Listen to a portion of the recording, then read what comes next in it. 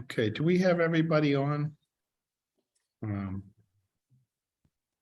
have enough members. Who do we have? We've got Penny, Andy, Doug, Frank. 4. Okay, Yeah, and Brendan will be joining at 6:30, so he's just a little tardy, but we are down Richard and Jen this evening. got it. Okay. All right, I'm gonna just open this up with our spiels here. This meeting is being held remotely as an alternate means of welcome to the what are we doing? June 22nd meeting of Scituate Conservation Commission. This meeting is being held remotely as an alternate means of public access pursuant to Chapter 20 of Acts of 2021, temporarily amending certain provisions of the open meeting law. You are hereby advised that this meeting and all communications during this meeting may be recorded by the town of Scituate in accordance with the open meeting law.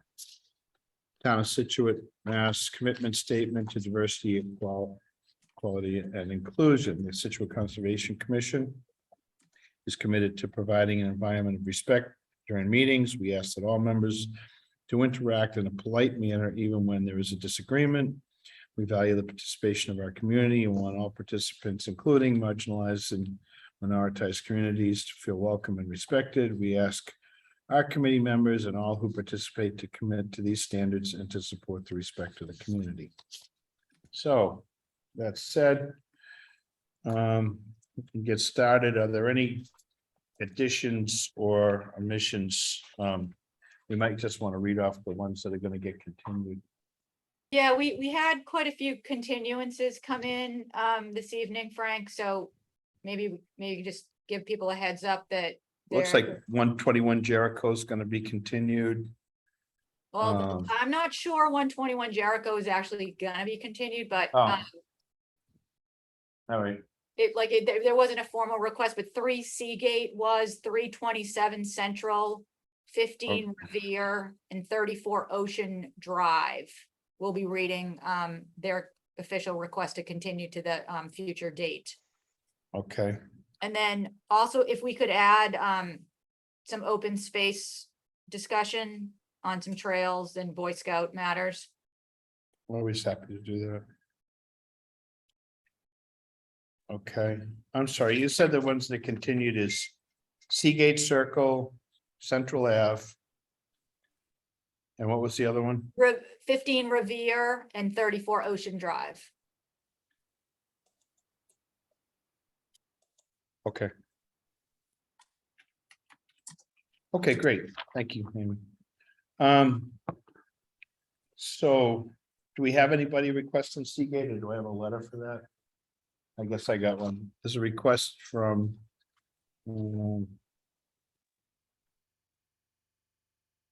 Attorney Bornberger's office that we continue Seagate Circle to July 25th. Can I get a motion for that? Or actually, you know what? Before that, can I get a motion to accept the agenda? I'll make a motion to accept the agenda as written. Thank you, Doug. A second. Second, Andy. Thanks, Andy. All in favor? Penny Yes. and Frank, yes. Great, thank you. Okay, and then we have a request for continuance for 3 Seagate Circle. Motion to continue 3 Seagate to July 25th. Motion from Penny, a second. I'll second that. Oh, wait. I think Andy beat you to it. Yeah, Second from Andy, all in favor, Doug yes. and Frank, yes. This makes it pretty easy. 121 Jericho Road. Yes, so 121 Jericho Road is, we've seen on the agenda for quite some time now. And as it turns out, there was a change in engineering firms that we were notified about. So EET pulled off the project, and now Morse Engineering is coming through with came through with a new submittal. It's under review with Merrill. So we're waiting for their comments to come in on their stormwater calcs. But so I think Greg is on the call if you want to have him be put on, but there's really not much to discuss without the comments from Merrill. So know what you wanted me to do there.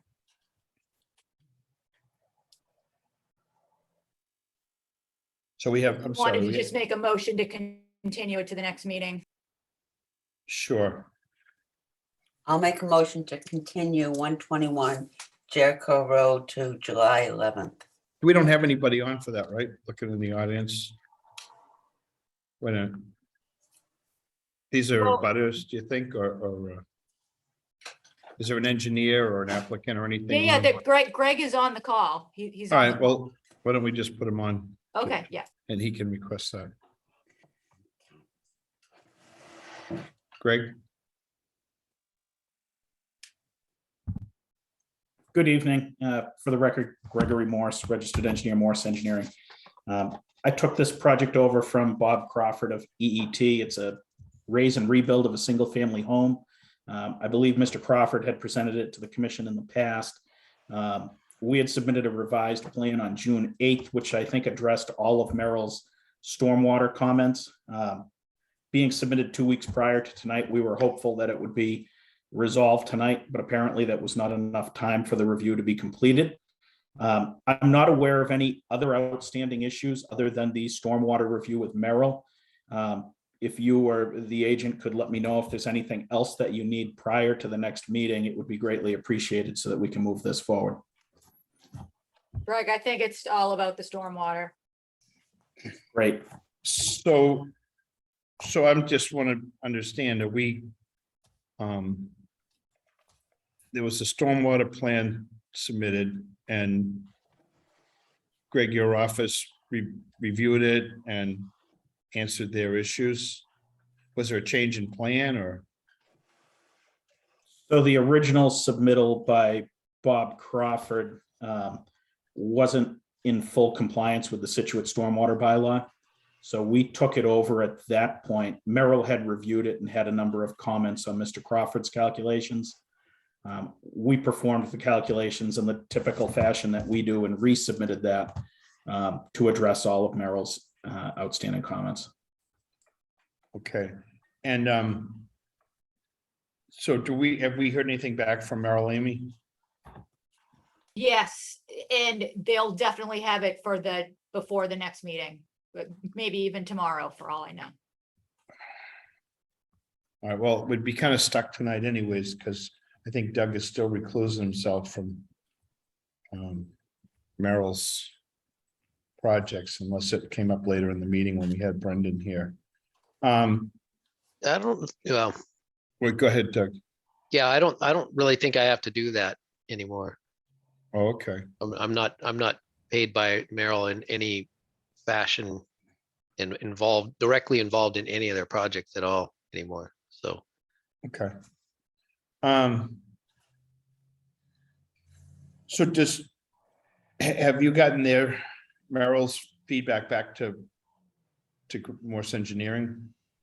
No, we don't have their comments back, so we don't know whether the comments were addressed sufficiently. Hopefully they have been, Okay, but so once we get that, we'll know. all right, so what's our next meeting? July 11th. 11th. Okay, can we do that? Yeah. I'll Yes. make a motion to continue 121 Jericho to July 11th. Okay, Andy, and that's the second from Andy, all in favor, Doug yes, and Frank, yes. Great, okay, thank you, thanks, Greg. 36 Bailey's Causeway, Oh, Okay, so Bailey's Causeway, Hmm. we've had on the agenda a number of times as well. I'm not sure how much we want to repeat. Like Frank, how do you want to handle this one? what the item was that was outstanding was actually Morse was gonna potentially get something to us, which we didn't receive anything, but we did find in the minutes, information in that there, that Morse was actually, it was part of the negotiation to remove the berm in the fashion that was ordered in the orders. So that's in the minutes of the record. It wasn't a removal of the whole berm, right? There was sections of it. Yeah, no, just sections of it. Openings. Okay. I have the orders if you want me to read the actual wording. Yeah, why don't you just do that, Amy? Okay, all right, to reestablish the free flow of tidal water, 3 20-foot sections of the constructed berm shall be opened. The material shall be removed with as little disruption to the salt marsh as possible. It's condition 49. Okay. And what's the You have amendment? Bob Gray, who also was the peer review consultant on the call, if anybody's got any questions for him. And it is 36 rear the same issue? Yes, the request was for both properties there. If you recall, the properties are on a pretty tight lots where Okay. Okay, so does anybody, any of the commission members want to hear from Bob on this? I know some of us met out there. And Well, Penny? I have a question. I thought, okay, the berm first and foremost, there weren't enough plantings out there, the wrong type of plantings out there, and a fence wasn't installed. And then there's the issue of the skirting around the bottom of the building. Water cannot flow through there. And the reason we put things up on pilings is so water can have free flow. So I feel as though there's 4 issues there other than just the berm removal. Well, actually, Greg's got his hand up if we want to add Yeah, him, no, please.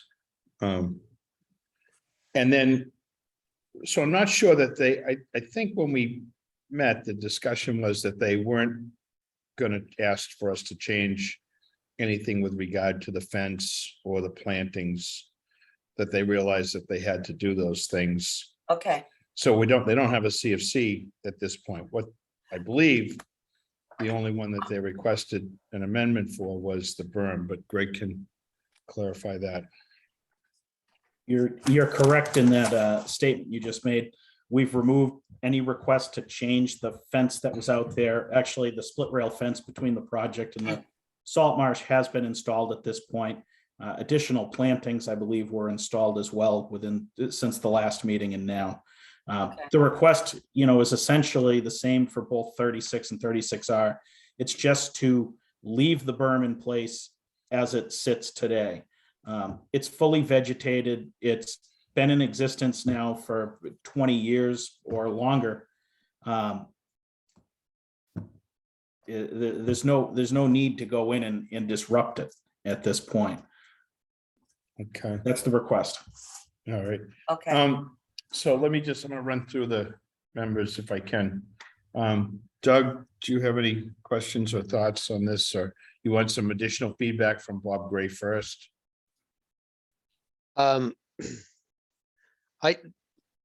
feel like Bob wrote something up. I haven't read it recently, but I thought it was pretty well covered in his previous letter.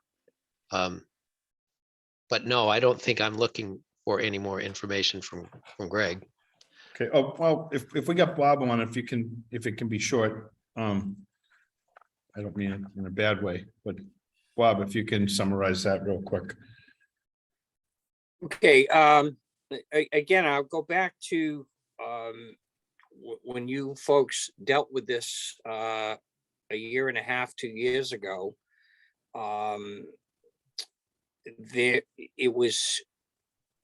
It was, I guess, the commission's intention and discussion to open up sections of the berm.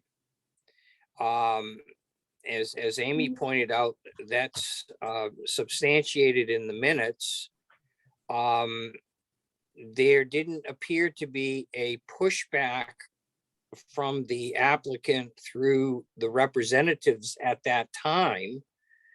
And when the order issued and contained that specific language, you did not get any appeal from either 36 or 36R relative to the condition of opening the berm in several locations. So I'm a little surprised that it's coming up at this time as a request to not do that when it was sort of agreed to back at the time you were discussing things prior to actually issuing the order where you actually placed that language in the order. So, you know, I think it's something for the commission to make a decision on, and the folks at 36 and 36R will have to live with the decision. I think if there had been concerns, they should have raised them at the appropriate time. Well, can I just add, maybe you can add a little bit to this, because like you say, it's been quite a while since we looked at that, but that was a tough site. We felt that both those houses were actually built in the marsh or relatively close to it. There was questions about where the edge of the marsh would truly be if things weren't altered or mowed. If I remember right. Yes. These were. You're correct. Yeah, there was a couple of small cottages basically sitting in the marsh with cesspools. And so when the commission took all that into account, the decision was to allow them to build 2 new structures. One of the arguments was that there'd be very little impact on the ground. That I think I actually remember that the calculations of ground impact was the diameter of the piers times the number of piers, as well as the construction of the septic system and the driveway over that septic system and the access to the houses. So that area would be elevated. And we got into a fairly decent discussion about what would happen or occur if that was acting more naturally. And I think it was at that point that it was suggested or brought up that if that berm weren't holding back water as well, that some of this would become more, would function more as a marsh as opposed to the lawn area that's there now. Something like that. I don't remember it verbatim, but I think that's fairly accurate summary of how things went. okay. Yeah, Frank, Yes, Penny. yes, because the water, when it floods, it's gonna, even if the berm was left, it'll come back over. But our concern was for the water to be able to go back into the marsh. So if you had the openings, the water could go back in. But if the berm stays in place, the water's gonna sit. Well, I think there's actually some sort of pipe or check valve or something. Maybe, I don't know how know. well it functions anymore, but there was something there to allow Yeah. that water to drain back out. But I believe the real discussion was since they were allowed to fill in this area and create these other things at the same time, that it was like, well, this were allowed to function more Yeah, naturally was sort of the logic in that. and So, then go out. okay. Anybody else just want to go through the list? Doug, are you satisfied with what you heard? Yes, yeah. Okay. Penny, Yeah, no, I'm happy. Andy? Yeah, I'm okay. Okay, so I guess we would need a motion to amend the orders. Well, wait a minute. I'm gonna. How No, are we I- amending the orders? We're- Well, we're I'm saying, not amending the orders. if we are or we're not, if there's no motion to amend the orders, then we're not doing anything. Yeah, so this is what I was thinking might be that, an effective way to handle it is just to have, I mean, it's not an amended order, but perhaps memorializing the fact that this request happened and what the outstanding items of contention are. You know, because I mean, because I think, you know, it's good to have it in writing that there was substantial conversation about the lattice and that it's too close, about the fact that the berm hasn't been done yet. I mean, there's a number of items that just haven't been done. And even actually wondering whether the property goes on the enforcement list or at least the watch list. Because, I mean, these things do need to actually happen. Okay. So. Well.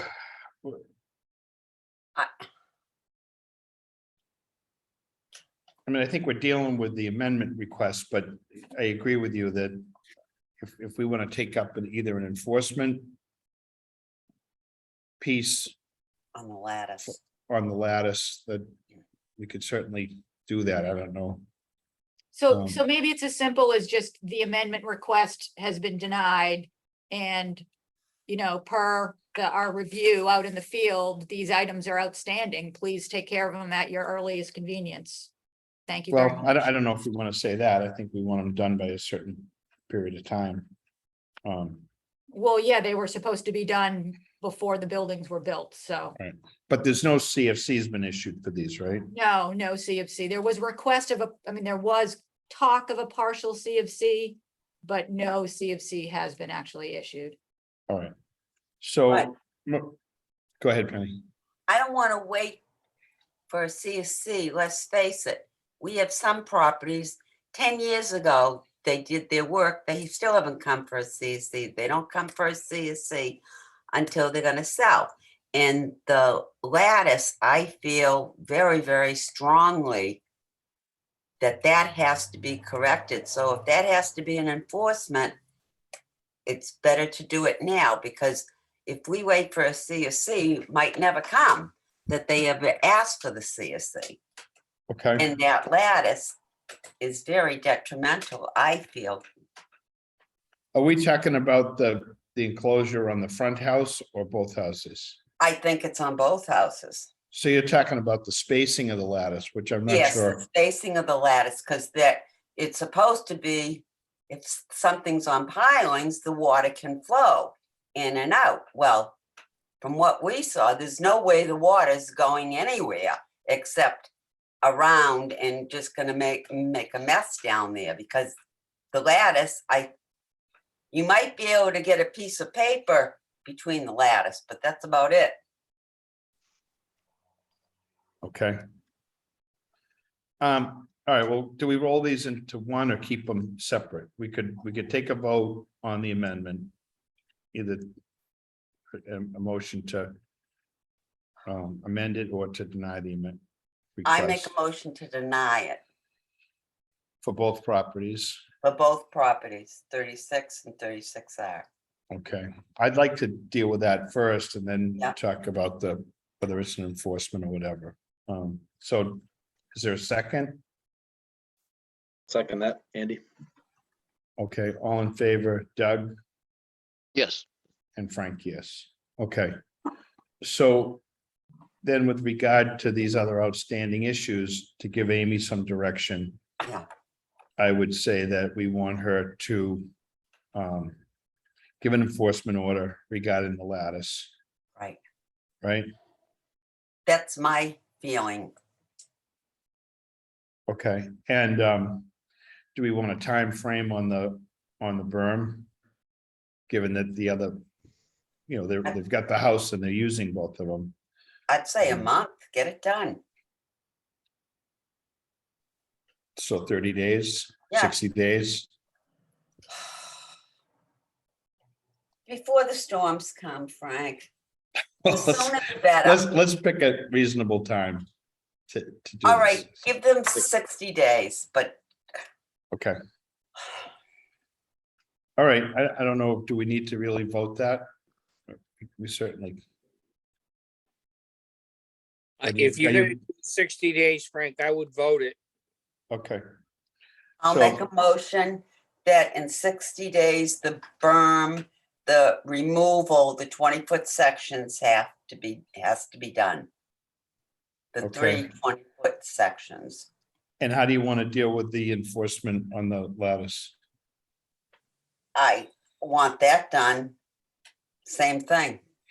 Okay. Within 60 days, those lattice, that every other one should be removed.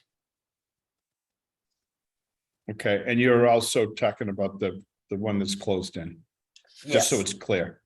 Okay, yes. all right, so we have a motion from Penny. We have a second. Can I just ask a quick question about the lattice work? Yeah. Yeah. Do we have specific guidelines on what the space, I haven't actually seen it. Have we have guidelines on what the specific spacing is going to be? Sounds like it's not traditional lattice work with about whatever inch and a half.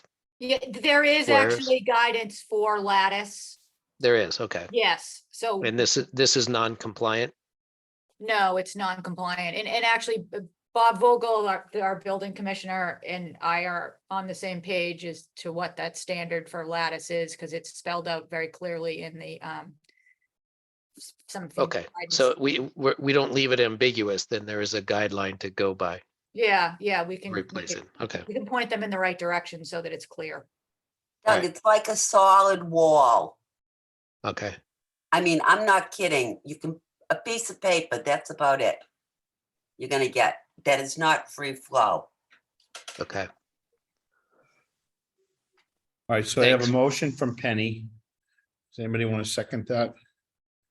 Second it, Andy. From Andy, all in favor? Doug Yes, and Frank, yes. Okay. All right, Moving. 11 Conservation Avenue.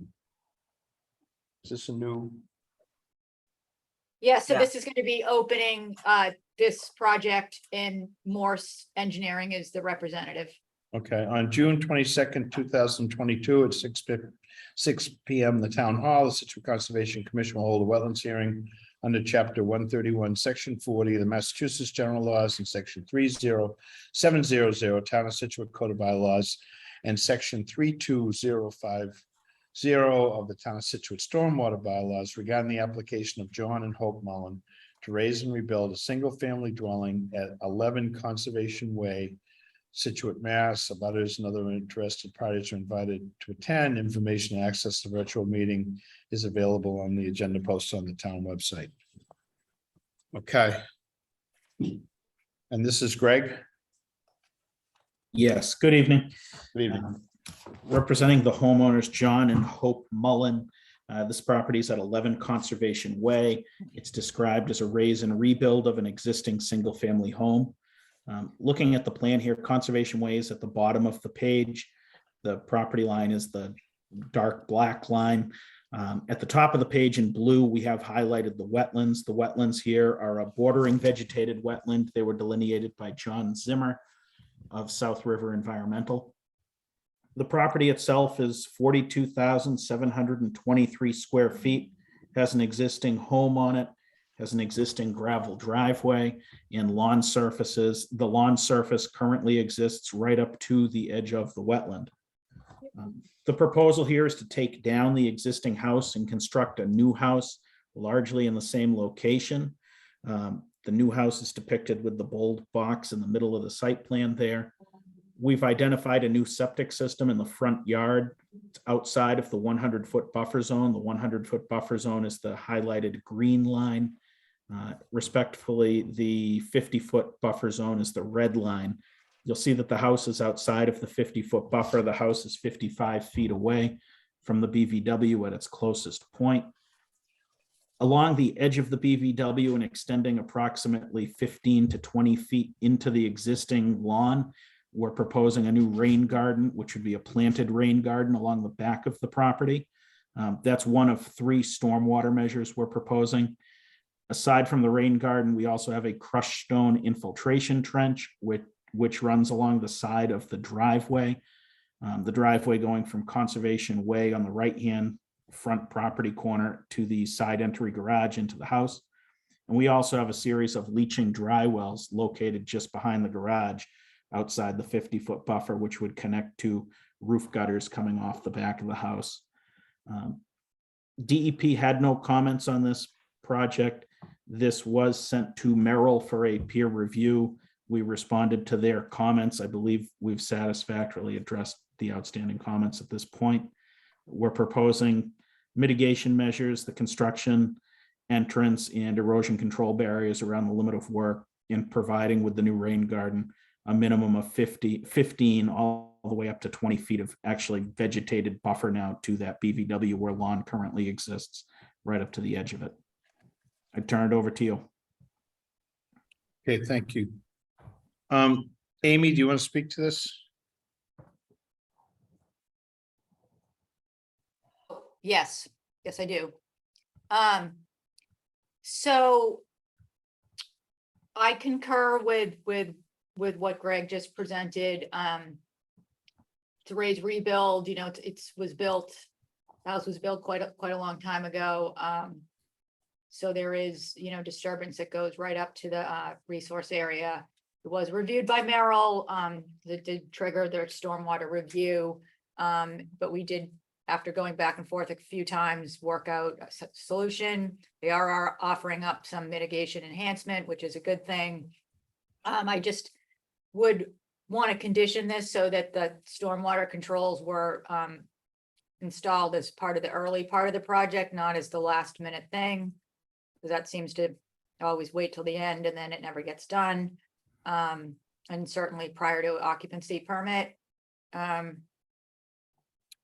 about all I got. Excuse me. Choked on a chocolate bar. All right. Doug? And we have both things here. There's a stormwater piece as well as the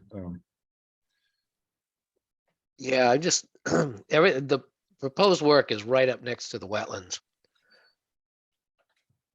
About a foot of fill there, so not huge. So I guess the mitigation is the plantings. Rain garden. The rain garden, yeah. And is that going to be grass in there? I mean, what do we have like a planting plan or anything like that? Like what is the mitigation back there? I understand the stormwater piece, Sure. the rain garden, and then there's some infiltrators, and Merrill's going to review that from a technical perspective. He's already. But what do we have for like a planting plan? We submitted a planting plan that was put together by Brad Holmes. That planting plan specifies 6 meadowsweet, 6 staple bush, 6 sweet pepper bush, 32 goldenrod, 32 Joe pieweed, and 32 New England aster to be planted within that rain garden. So it's not just a grass depression in the lawn, it's an actual planted buffer zone. Okay, thanks. That's what I was, is that in our packet? I mean, it was a plan that was submitted. So I imagine it's in your packet. All right. That's what I was looking for. I could not find, but all right. I'm gonna pause and let Andy and Penny digest that. okay. Andy? I'm okay. I mean, the house is bigger and moving a little closer to the resource area, but I like the mitigation and I like the septic out of the 50, so I'm okay. Penny? Yeah, no, and the rain gardens, we have always made them plant them, Doug. You know, Okay. so it isn't just an open swale there. that there are plantings to take in the water and so forth. And we've had some really nice ones done and we've had some terrible ones done, but this looks like will be a nice one out there and it's really good size. So I'm happy with the whole caboodle. Thank you. Frank, Brendan is on the call too, just as an FYI. Okay. Okay, Brendan, were you able to hear most of that or enough of it to comment? Yeah, I've been here for this whole Okay. hearing. But I don't really have a comment. I don't have any questions on this one. Okay. Do we have anybody in the audience for this?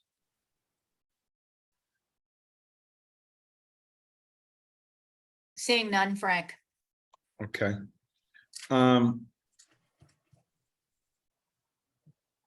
think, you know, as long as the plantings are worked out, it's kind of typical that they get placed by the wetlands scientists. I think Penny's point that that's something that should get addressed fairly early in the game if we can make that part of the orders,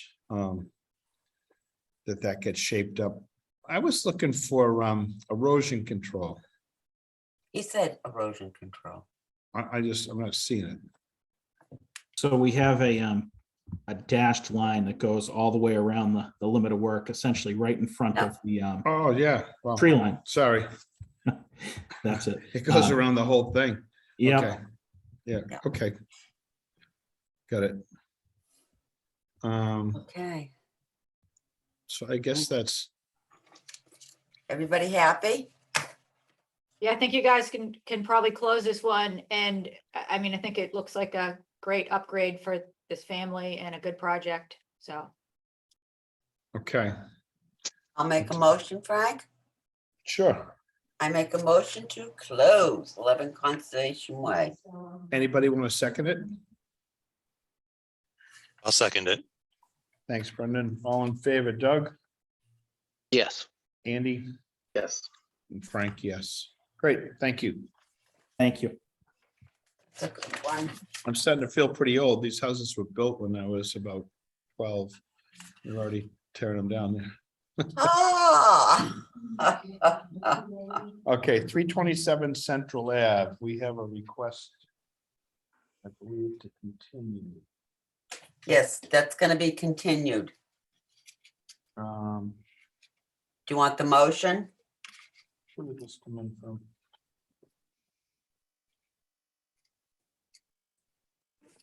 Sure. Okay, I make a motion to continue 327 Central Ave to July 11th. Okay, we have a motion. How about a second? Second, Andy. From Andy, all in favor? Doug Yes. and Brendan Yes. and Frank, yes. Great, thanks. All right, 266 Tilden Road. Parking lot.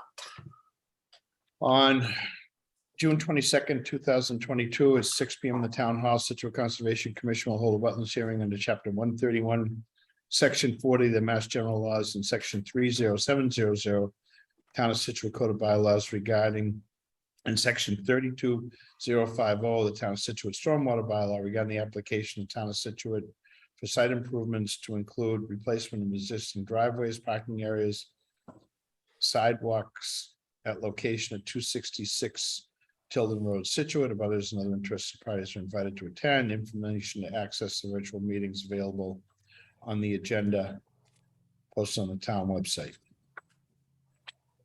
hi, Frank, we have Tarja McGrail on the line here to present this project for the Wampatuck School and Scituate Schools. Okay, Yes, good evening. My name is Taria McGrail from Coastal Engineering. So I'm sure you're familiar with the site, the Wampatuck School located at 266 Tilden Road. Currently, the site is occupied with the school building, 3 driveways with parking areas, playground, and a sports field.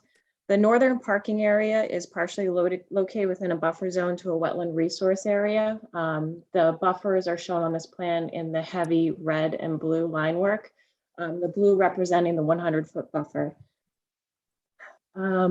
And then you can see we're actually before you tonight for a notice of intent application, but also your stormwater permit. So I'll also point out that the two other parking lots, the bus loop area and then the southern parking area, are upland of the resource area and outside of wetland jurisdiction, but they are subject to the stormwater permit review. The northern parking area, as I mentioned, is partially located within the buffer zone to the wetland resource area. What we're looking to do on this site is remove deteriorating pavement on the sidewalks, parking areas, and driveways, and replace them with new pavement that's a safer condition. On the northern side of the site there, near the wetland resource lines that I just pointed out, we found that there was opportunity there to realign the parking layout and actually trim out a large portion of impervious pavement. In doing this, we're able to remove 5,500 square feet of pavement that's there today.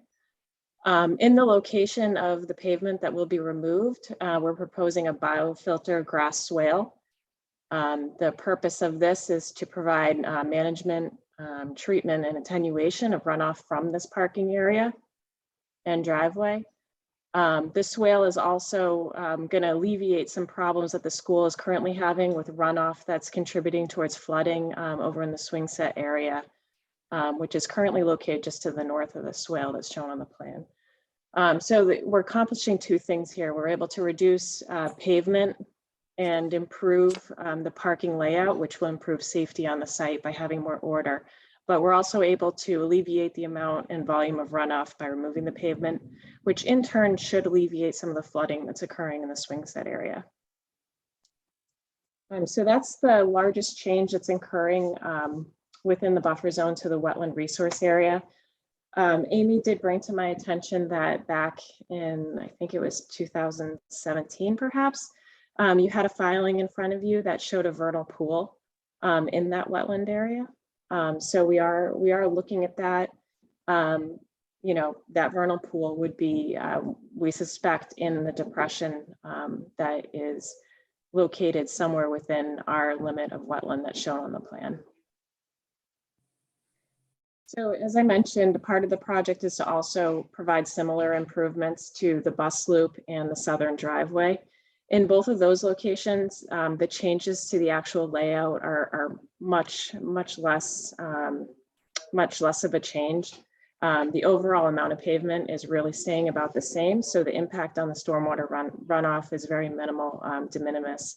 At the southern parking area at the driveway, we found that the grades along this driveway are quite flat. So we're actually going to be making some minor adjustments to the grades along that entry driveway. So that's the one that's on the opposite side of the site. So we're going to provide a little bit of pitch into that driveway so that we can eliminate any ponding that's occurring today. And we're also proposing to put in a stone diaphragm level spreader. So that's going to help also with minimizing any potential erosion coming from that runoff. So those are the improvements for stormwater that are proposed for the southern driveway area. Overall, there's a de minimis change with the improved layout to any kind of stormwater runoff volume or peak flows. At the bus loop, we're basically holding the same layout that's there today, just making some parking improvements so that the spaces are meeting current conventional standards. In doing this, we're also reducing the width of one of the sidewalks from 8 feet to 6 feet to help reduce some of the impervious pavement. In this location, we'll be reducing pavement and basically maintaining very similar grades to what exists today. So the runoff pattern won't change. And this system, the drainage for this one will be using the existing system that exists today. We have received review comments from Horsley Witten, 2 letters on this project. Amy, I don't know if you want to speak to these comments, but I can. You can go through them, Tarja. Okay, sounds great. So we received a comment letter last night. And I would say we've satisfied the majority of the comments. There's just maybe 2 comments that I see that are outstanding that we haven't provided a written response to. These are comments 1B and 3A, which are very similar. There was questions by Horsley Witten about the existing drainage network that this site is utilizing, whether or not it's a separate system or if it's part of the overall municipal stormwater drainage network. We did coordinate with DPW today, and we received a plan that shows that all catch basins on the site are tied into the larger municipal subsurface drainage network that's in Tilden Road. So that's in response to 2 of the outstanding comments that are in the second peer review letter. And then there was a final question, number 11A, whether or not any trees were going to be removed for the proposed work. And our intent is not to remove any trees. We were looking for opportunities to really minimize any kind of impact that we have in the buffer area to the wetland. So we're not proposing any trees to be specifically removed. I'm not sure if it's appropriate to go through it step by like every point of the peer review letter. If you've had a chance to review it, I can go through all the other comments that you may want to consider adding a condition to the project on. That would be Okay. good. Okay. So one of the comments that will require, without reading through it verbatim, number 8A was related to the project being subject to a SWIP being filed with EPA. So this will be a requirement of the project because we have over an acre of disturbance. So there was a recommendation by Horsley Witten to include a condition in the order of conditions that the SWIP be submitted to the Conservation Commission prior to site disturbance. This is going to be a requirement of the contractor that works on the site. So this is certainly a condition that we would be happy with entertaining.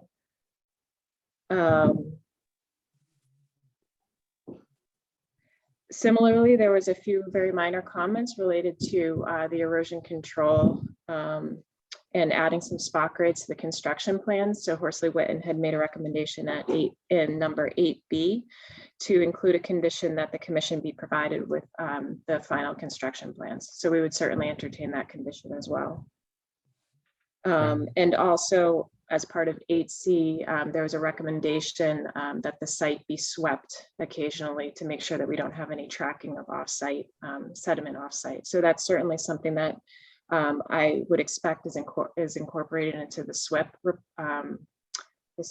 report that's prepared by the contractor, but that would also be something that would be required on the site. Occasional sweeping as necessary to make sure all sediment stays on site. On comments 9A and 9B, they were recommendations by Horsley Witten for the engineer to provide a separate O&M management report to the school facility. This is certainly that we would plan to provide. Right now it's incorporated into our full stormwater report. So that's certainly something we can take just the O&M and provide that to the school system so that they have clear direction on how to maintain the systems that are on site.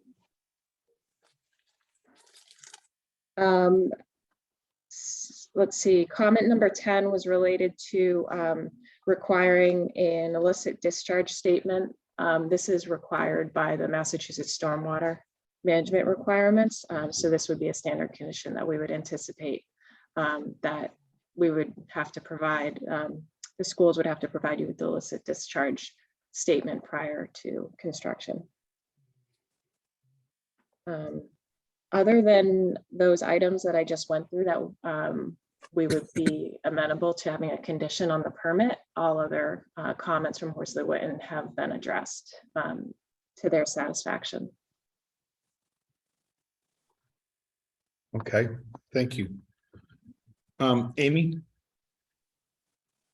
Yeah, so So, I think this project, it looks very positive for the school, and the review was thorough with a good back and forth exchange of information. We did discuss adding the 125-foot buffer to that vernal pool, which is the Toll Brothers, the famous Toll Brothers vernal pool, which is right next to Wampatuck as well. And with that, a waiver request, since the work is certainly within that 125-foot buffer. So that could be provided on a revised plan. I mean, I guess the question is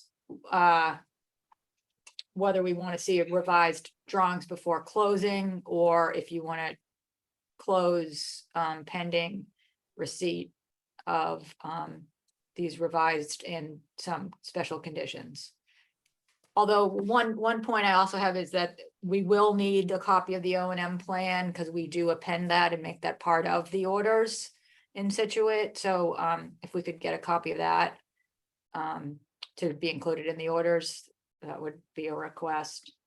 And it was helpful to get from Sean the network of the drainage for the other catch basins, because that was certainly the question that just got answered. So I don't know, I'm leaning towards recommending closing this because of the heavy load of cases that we have.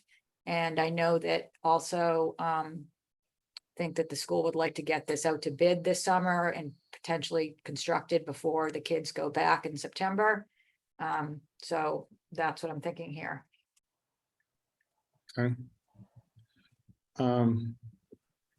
How long, Tasha, would it take to revise the plans and answer the few outstanding issues? I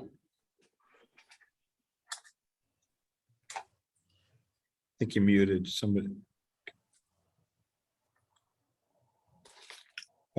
Okay, there we go. Sorry, I was stuck in mute. I've reviewed I guess the biggest, the potential delay that I see with revising the plans is related to the vernal pool and doing a study of the actual boundary of the vernal pool.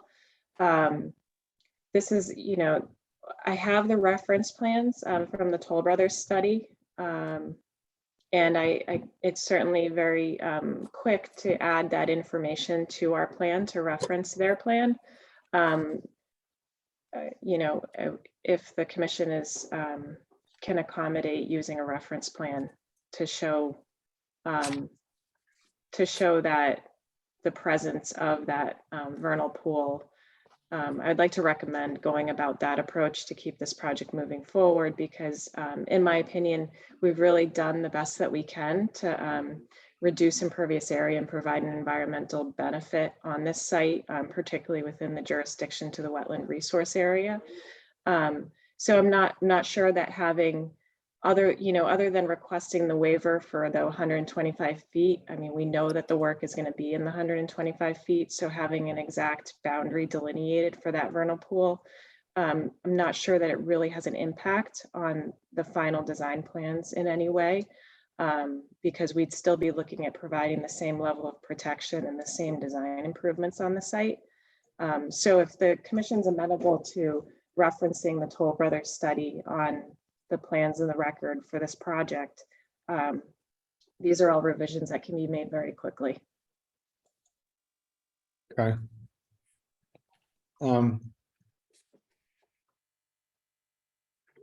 Andy, want to make any comments or questions? I'm okay at the moment. Okay. Brendan? I think Brandon's stuck on mute. He needs to be unmuted. We're trying. He's at the top when I saw him. He's Sorry about that. Thank you for unmuting me. No, I really don't have any questions. I like it. Penny? Yeah, no, and I don't have a problem personally with them using reference that vernal pool, because what they're taking out, they're moving farther away from the vernal pool. Okay, the parking lot that's there now, that is going to be eliminated. So you're gonna have the impervious surface farther away. So I think it's great what they're doing there to get it a little farther away from the vernal pool. And I have no problem personally with them using Toll Brothers study, because we did a lot of work out there. I know Frank and I traipsed around out there with them. Just a little. Yep, just a little. Okay, Doug? Yeah, I don't have a problem referencing the plan. I'm wondering, Tarj, would it be possible to like at least overlay it enough to get an approximate distance from your closest point of construction to the vernal pool, just so that that record is on the plan? Yeah, I have gone through the exercise of overlaying it. It's gonna, the part where it looks like it was assumed that it followed a portion of the property line as we get closer to the area where this work is proposed. So I can't, based on the approximation of overlaying, I can't provide using theirs a specific dimension to the work that's proposed. But as was pointed out, we are trying to pull, like we're pulling all the, the permanent development away. Yeah. Okay. Yeah. All right. Now I get that difficulty sometimes. And you reading through the letter, it looks like you did respond to everything, but you're saying some of those responses haven't resulted into making its way to the plan yet, like the. Right. Because they look really minor too. I would concur that what's remaining is minor, wouldn't result in any plan changes other than the items that we identified as plan changes, which was the addition of some spot grades, which are already going on to our construction plans. And then also increasing the size of the erosion control barrier from a 9-inch to a 12-inch wattle, which is certainly, I agree with that comment for sure. Yeah, it all looked like pretty quick stuff. So I would be fine closing it, and with the, however, Amy, you put the condition for the updated plan prior to construction, or however you want to say that. All right. I think I touched on everybody. Do we have anybody in the audience for this? Yeah, and so if you raise your hand using the raise hand feature, that's how you would make a comment. Let me see. Seeing none. Okay, I just got a couple. Again, I don't have any problem using the vernal pool location from Toll Brothers. I think we were pretty thorough on getting that determined. And I think that this is handling the runoff certainly a lot better than what was done before.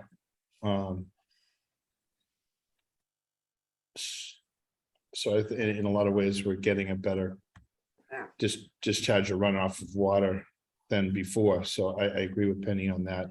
So the only thing where they've created like this swale or depression to hold some water, is that vegetated with anything? Is it a mowed piece? How's that being handled? So it's proposed to be around the swale, particularly where we have the intersection with the existing field area. We're trying to keep the maintenance measures similar to what is occurring on the site today. So we're calling out, you'll see around the parking areas for a turf grass seed mix that's similar to what they have on site already.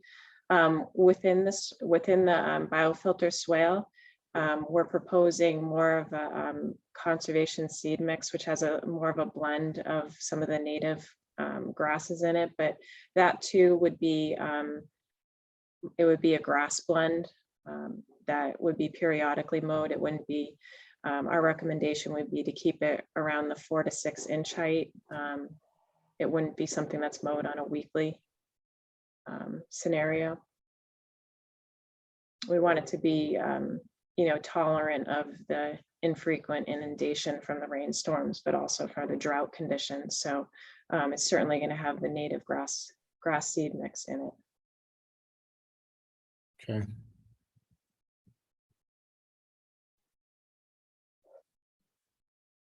That's it for me. So I think if we feel that we can, anybody else want to add anything? So we could take a motion to close this I make a motion to close. with, along with adding the remaining pieces. I don't know if this is a good way to Okay, describe that, but the recommendation from Horsley Witten, and the items we discussed. sounds good. Okay, is that okay? So I get a motion from Penny. I have a second. I'll second that. Second from Brendan. All in favor, Doug, Yes. Andy, Yes. and Frank, yes. Great, thank you very much. All right, thank you. Okay, we're on to 15 Revere Street, and there's been a request for continuance, I think. Do I need to? I think you have to open it, Yeah. the next two.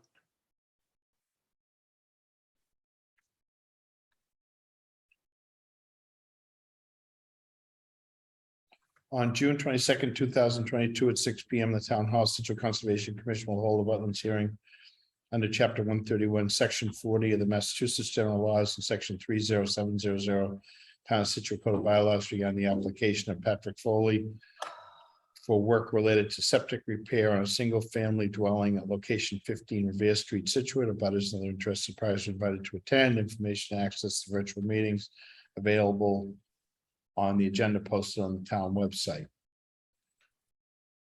And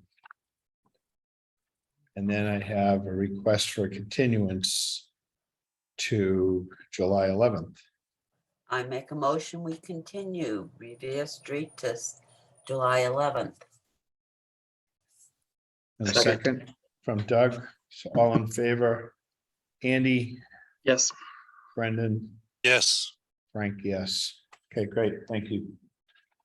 And then 34 Ocean on June 22nd, 6 PM, the Town Hall, Central Conservation Commission will hold a wetlands hearing under Chapter 131, Section 40, Massachusetts General Laws and Section 30700 Town of Scituate Code of Bylaws regarding the application of Francis Montano for work related to a septic repair, a single-family dwelling at location 34 Ocean Drive, Scituate.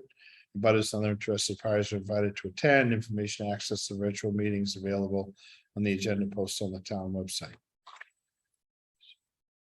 And I'll make a motion to continue that one until July 11th. I'm just looking for the request to continue. Yeah, Oh, okay. All right. okay. It's Go in ahead. with the Revere one. Oh, okay. Go ahead.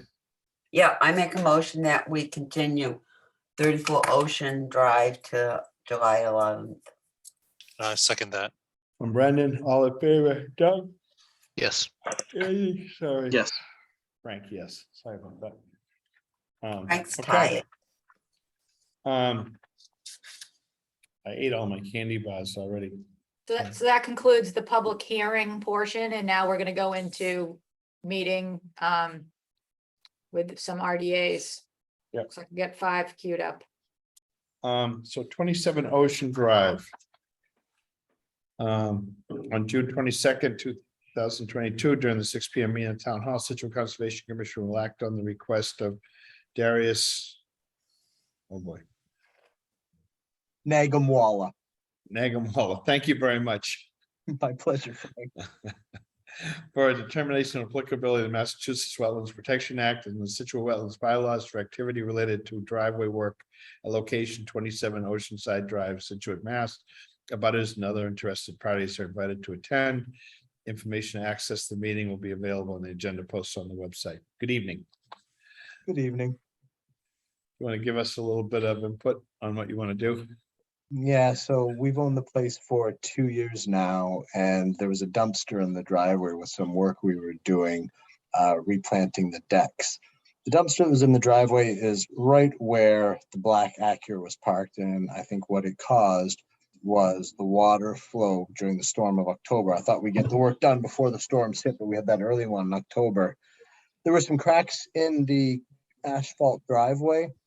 And as you can see, the ocean made those cracks, not just cracks, it pulled it up.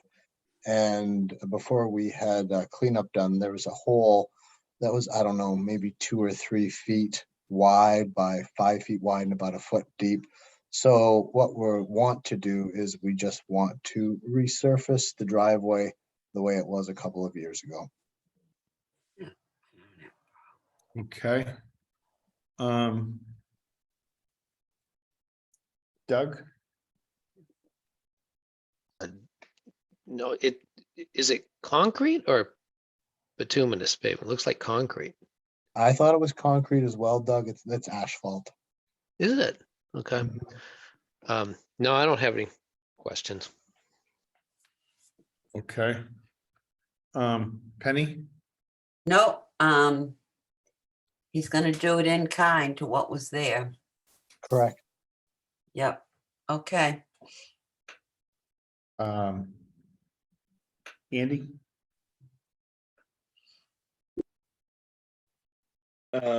Yeah, I mean, if it's repairing what was there, I think I'm okay with it. I want to be sensitive. I know we're dealing with issues of paving out in that area. Yeah, but I mean, was it supposed to be there before? Like, I guess that would be my only question. But if it was there, then I know we usually let it be repaired. Andy, I can't answer the question if it was supposed to be there or not. I just bought the place 2 years ago. I just know who's there when I bought it, and October storm wasn't there anymore. Yep. It's been there for a while, I would say. Okay. But it is land subject to coastal storm flowage for sure. doesn't matter. Okay. Okay. Brendan? Yeah, I have no questions, no issues here. Okay. Do we have anybody in the audience for this? Seeing none, Frank. Okay, just I have a couple of questions. I'm just looking at the sketch here. And it's, so the driveway is at the back of the house? Yeah, so the driveway is on the back of the house. So the front of the house is up against Oceanside Drive. And then you go down Kenneth and Indian, and it's down Indian Lane, which is the pictures that we're looking at on the right-hand side of the slide. Okay, so when you have the thing that says, what is it, two, Secondary area. So Yeah. on the other driveway, there is also a small piece of the asphalt that's been pulled up, maybe, I don't know, a foot by about 3 feet. And while we're getting this filled in, I'd like to get that filled in as well, so that I don't have to come back to you guys in a year and say, oh, after the other storm, that little small spot that was on the other driveway, because there's 2 driveways, Frank.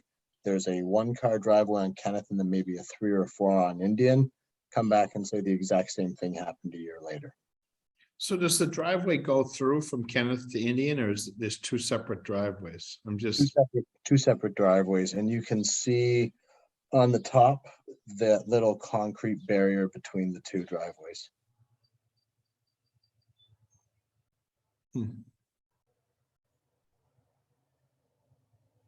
okay.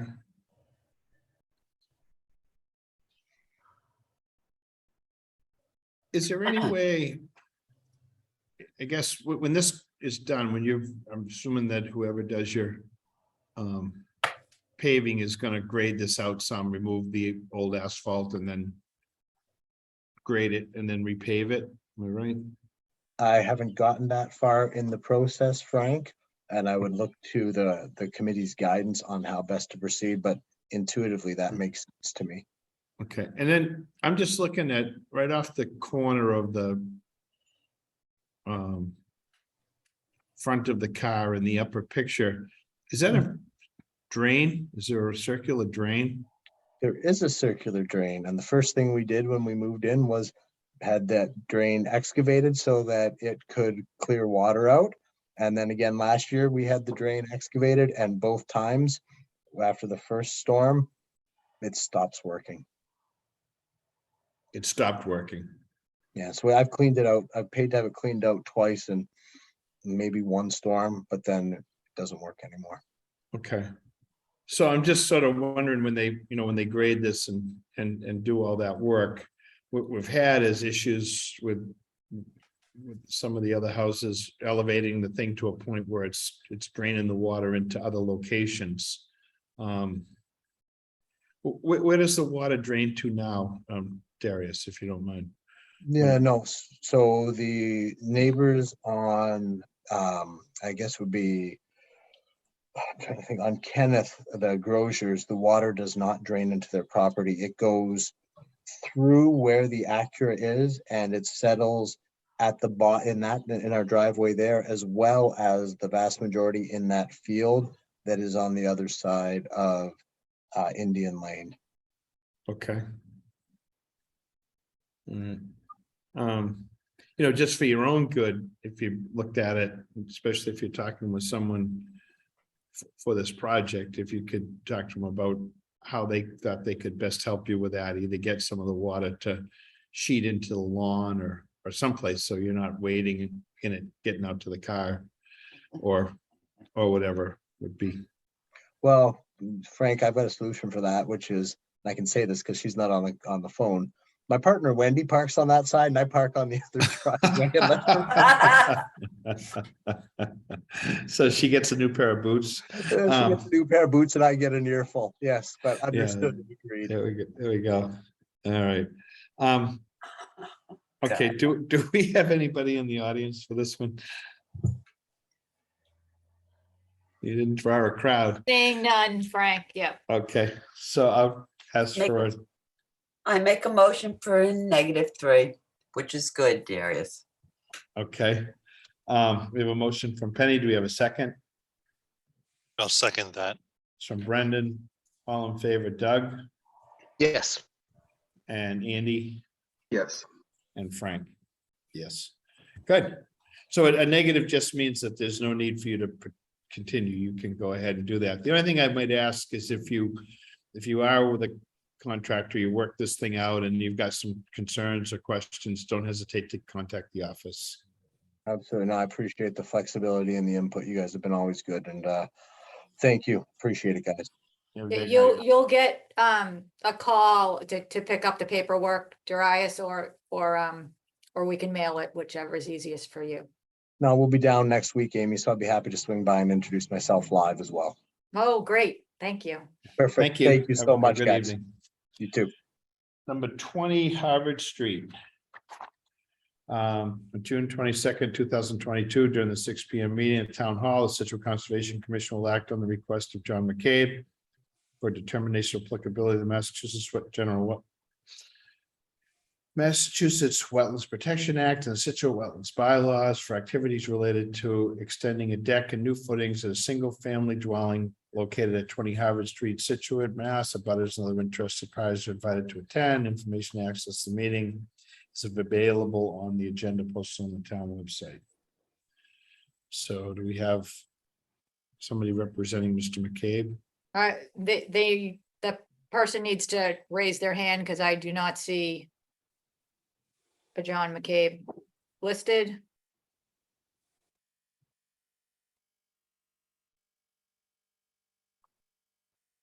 Is there a contractor or an engineer? We might have to just roll with this one as is. So you can see from the drawings, they're replacing footings for a deck that they're extending slightly. But at Harvard Street, you've got barrier beach, coastal dune, land subject to coastal storm flowage. I think that there were 4 footings proposed. Yeah, Bigfoot. Okay. It appears to me the requirements of a -3. Okay, Brendan,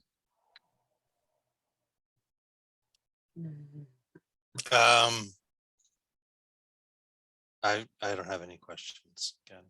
Andy, I don't think I have, pretty short on information here. yeah, I mean, it does, I don't think it was stated. They're pulling the roof out as well, right? So it's a covered deck. I don't know if that changes my opinion, but just making sure I understand the full project. My guess is that they It submitted says no something. roof. My guess is they submitted something with a roof and the building department said you can't put a roof over it because you can't extend that towards the street with a roof. So Got they, it. Yeah, they it must have says, dropped, they must have dropped back to just some sort of deck with maybe a pergola or something, but gotcha. It says no roof on top of extend roof by 8 feet. I see that. I'm Right. seeing that. I'm with you now. Okay, so my guess is the building department advised them that they could extend their deck if they wanted to, but anything else wouldn't be allowed. okay. So all we're really dealing with is the support for that deck. Yep. Or that it was gonna end up triggering substantial improvement, which would elevate the entire home. Okay. Okay. Good. All right, Penny, No, I'm all set. Thank you. Doug, Nope, I'm good. I found the plan I wanted. It's in the notice of intent filing. There's a mortgage plan in there that, so it's going towards Harvard Street. I was trying to figure out where the deck was going, but yeah, no, I'm good. okay, anybody in the audience for this one?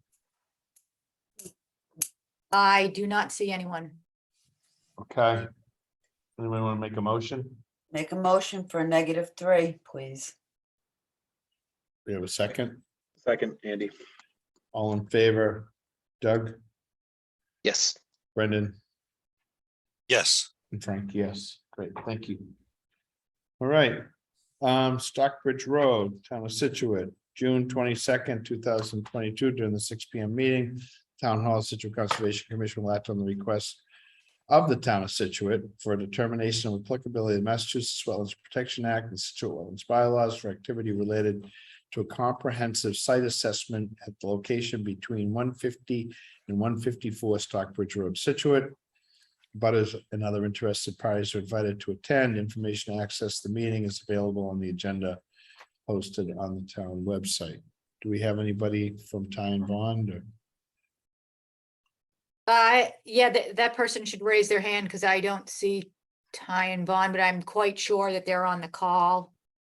'Cause I did talk to Sean from DPW. Okay, we've got a hand. Hold on.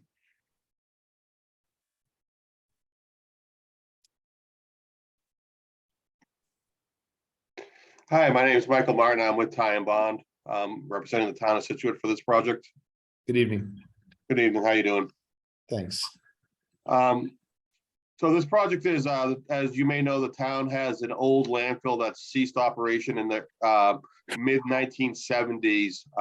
However, the landfill was not formally closed out with Mass DEP. So recently, starting last year, Mass DEP has asked us to initiate a comprehensive site assessment of the landfill to determine the landfill extent, as well as evaluate groundwater and surface water quality and the potential for landfill gas migration towards residents located along Stockbridge Road. This project involves the installation of those monitoring wells, as well as some exploratory test pits to, be able to install the monitoring network approved by Mass DEP, as well as to delineate the limits of the landfill that may require, so we can evaluate if the landfill needs additional work to be closed, or if we can satisfy Mass DEP that the landfill has been properly capped and that we can proceed with closure of the landfill. Okay. Amy, do you want to comment on any of this? Sure. Yeah, I mean, there's like, how many borings did you say you were doing? For borings, we're going to be doing 4 landfill gas wells, and we have, I believe we have 2 monitoring well couplets. So I think it's a total of 8 wells, and then there's on the range of 10 to 15 tests, I think around 15 test pits. Yeah, so. The wetland boundary for this site is, I'm not sure what, if we could put a plan up. If we've got a plan, Jen, on the next slide, but, or not, but. Yeah, okay, this is better. Here we go. So you can see that the area, that there's quite a bit of, mapped resource area surrounding the former landfill area. So that's why they're in front of us. But it is, the work is temporary and it's ordered by the state basically to do the assessment. So I'm gonna say we can make a negative finding and move this right along. Okay.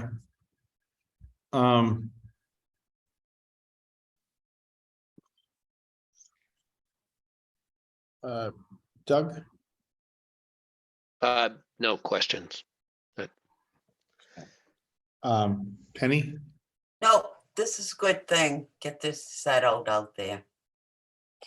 Andy? No, it seems like a good project. I mean, I saw there would be like temporary stockpiles of material. Is there a plan in place just to make sure that that's either erosion control or something to contain that? Okay. Well, we're only going to be temporary stockpiling during the excavation of the test pit. By the end of each day, the test pits will be restored, so there'll be no stockpiles left overnight. Those will be probably a half-hour stockpile before they're returned. That answers my question. Thank you. You're welcome. Brendan? I don't have any questions. Okay. Do we have anybody in the audience in this one? See it. Yes, we do. I see a M Duffy. I'm gonna unmute M Duffy.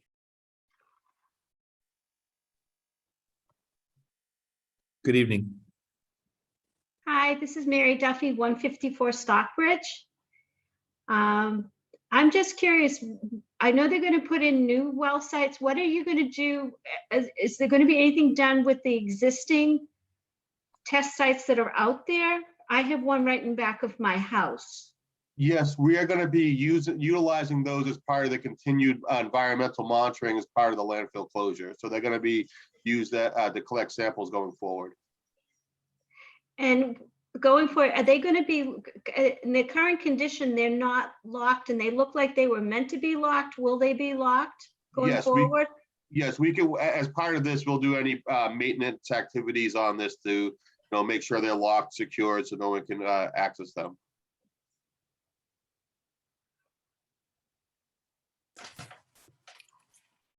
Well, that's and my other question is, how are you going to get into the dump? We have a contractor coming out. We're gonna spend a day just kind of clearing a small little way. The equipment we're using is it's a track mounted. It's fairly small. It's only like 5 to 6 feet wide. So we're gonna be able to access the dump from the existing town easement located on Stockbridge Road and go in through that gate. And It's then right next to my house. Yes. And then we're going to drive up and over the landfill and put all the equipment, to access the points. In some other cases, we're also working with some of the other abutters, like for example, the DS property where we have some additional monitoring wells being installed. We're working with them to get access agreements to be able to go onto their properties. I think for landfill gas 4 that you can see on the plan, that would be another one where we're working with the property owner to access the property. So we don't have to, minimize how much travel around the base of the landfill we have to do.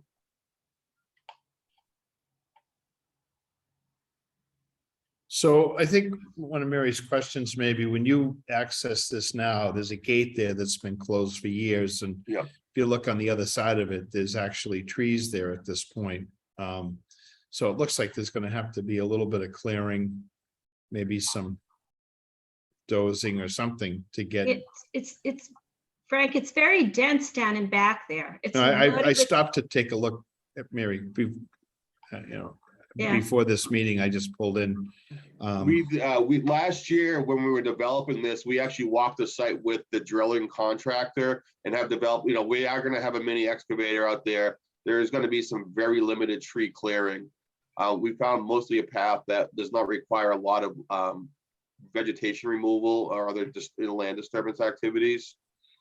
So it's not gonna, we're not gonna be clear cutting a lot of area, Okay, but there'll be some minimal tree removal and vegetation removal, mainly on the landfill cap.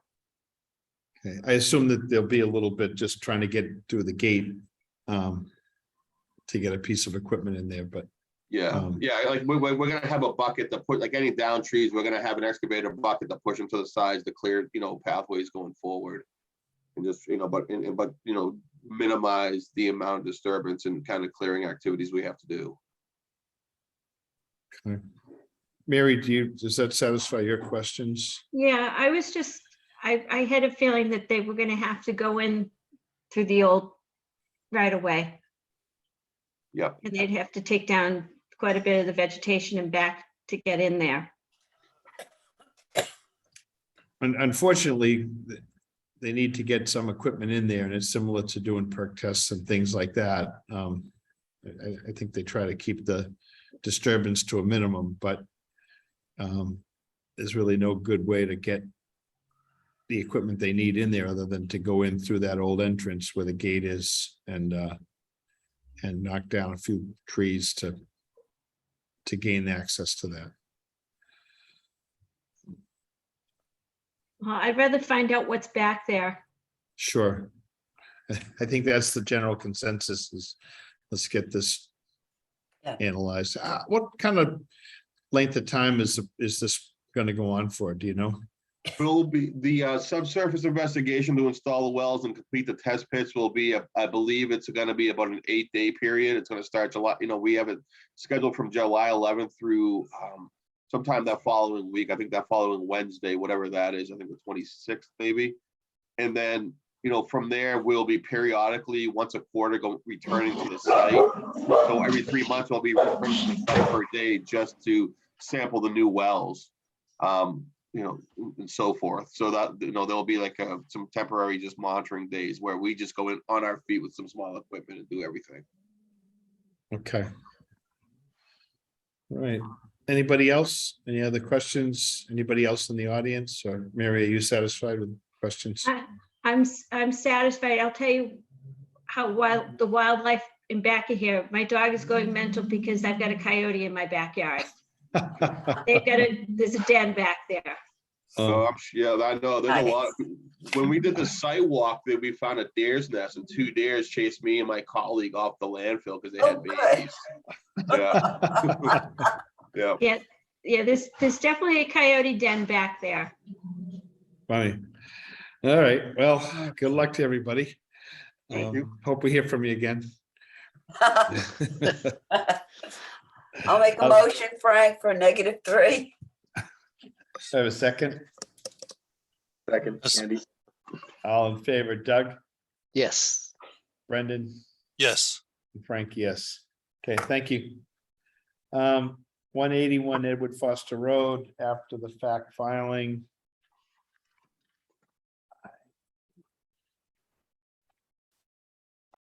Do I have something to read for that, Jen? No, you don't, because this is continued from 5/16/22. Okay, And I have on the call, it appears I've got Tim White. I'm gonna ask to unmute. okay. Hello, Tim White, 181 Edward Foster Road. Hi, Tim. And so just Hi, to Amy. catch everybody up, we continued after much discussion last meeting, and reviewing photos and information and talking about the whole thing. That was continued for site visits. So I'm quite sure that a number of commissioners have been to the site to see. And one of the items was that there could be actually more than just post-storm damage cleanup that occurred out there from which was, the storms had resulted from, and some fallen trees that had been uprooted. And so that was taken care of. And at the same time, there was some additional material that was added to the lawn area, and the site is, it's off the harbor, but it's also in land subject to coastal storm flow. It's not the entire site, but a good portion of it. And actually, I met with Tim out there. We talked about an approach to approve the post-storm damage cleanup under this determination, just to memorialize that with, he was saying that he's got plans to manage stormwater out there with a Coltech system, and that would be a notice of intent, which would be plans and engineered plans and so on. Tim, does that sound about right to you? It does. I met with, so Mike Joyce from Joyce Engineering had already started working on it. And so I had a call with him today. He's gonna come out and shoot the existing conditions sometime next week, I hope. And then I should be able to file an NOI with the registered plan stamped by the civil engineer. Okay. So if from a paperwork standpoint, if we close the issue of that we had already filed on the tree removal, grading, the planting, as Amy had suggested at the previous meeting, and I think that was reflected when she looked at the site, and then we'll follow up. I think that I could get Mike Joyce done by like the 3rd week of July, acknowledging the holidays in there. Okay.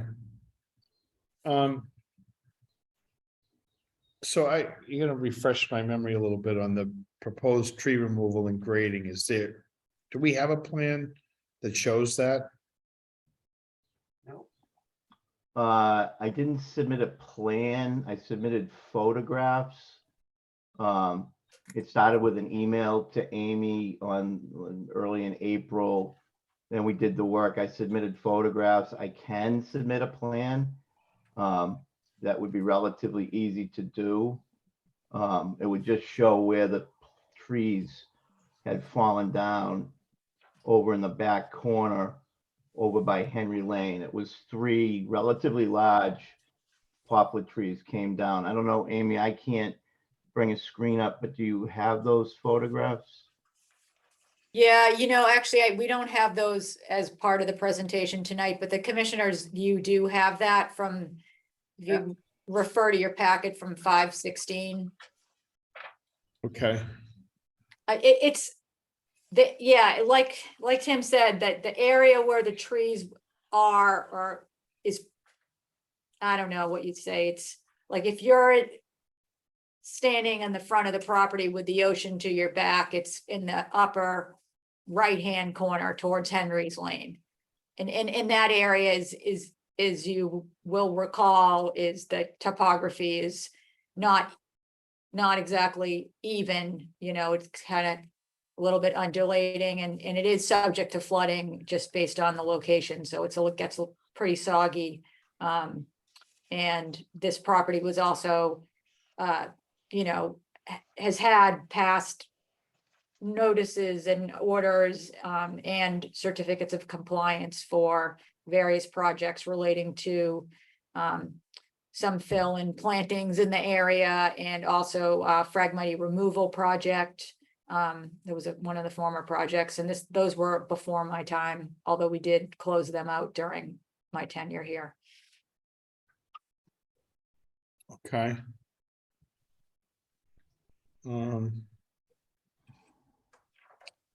All right, I couldn't make the last site visit, but I've been on the cliff quite a bit, so I'm aware of some of this here. I guess I'll start with Penny, because I think you were out there, right? Well, I don't have a problem with him doing his cleanup. The problem is the fill that has been brought in over there that was not permitted. And I don't know how we're gonna handle that. I mean, I can understand when a tree falls down from a storm, you're gonna go in and you're going to clean up. But from the pictures, from the neighbor and so forth, and out there, just going out there, there's definitely been fill that has gone out there on the property that was not permitted by the conservation. So that's my issue. What are we gonna do about this?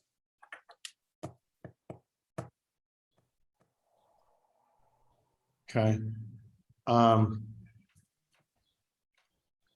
Did anybody else go on that visit? Either Andy or Brendan? Brendan. I did. Yeah, Brendan, you want to comment on this? Please. So yeah, I mean, there definitely was fill done there to some more grading. And what should be done about it, or as far as after effect, I guess it's something for discussion. But I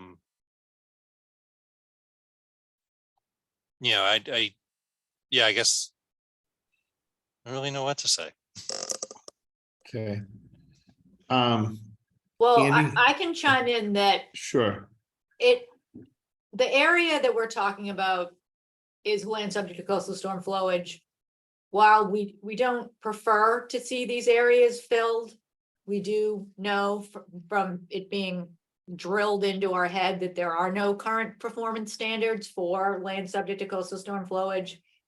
And I don't know. I am sad that the material was added prior to permitting. And I did, we did have some back and forth about how, there's a lot of people out there that do work without permitting, but doesn't make it right. So at least we do have a player here that wants to make it right. And I think we should let him submit the notice of intent and take it on the merits of that project as he submits it. Wait,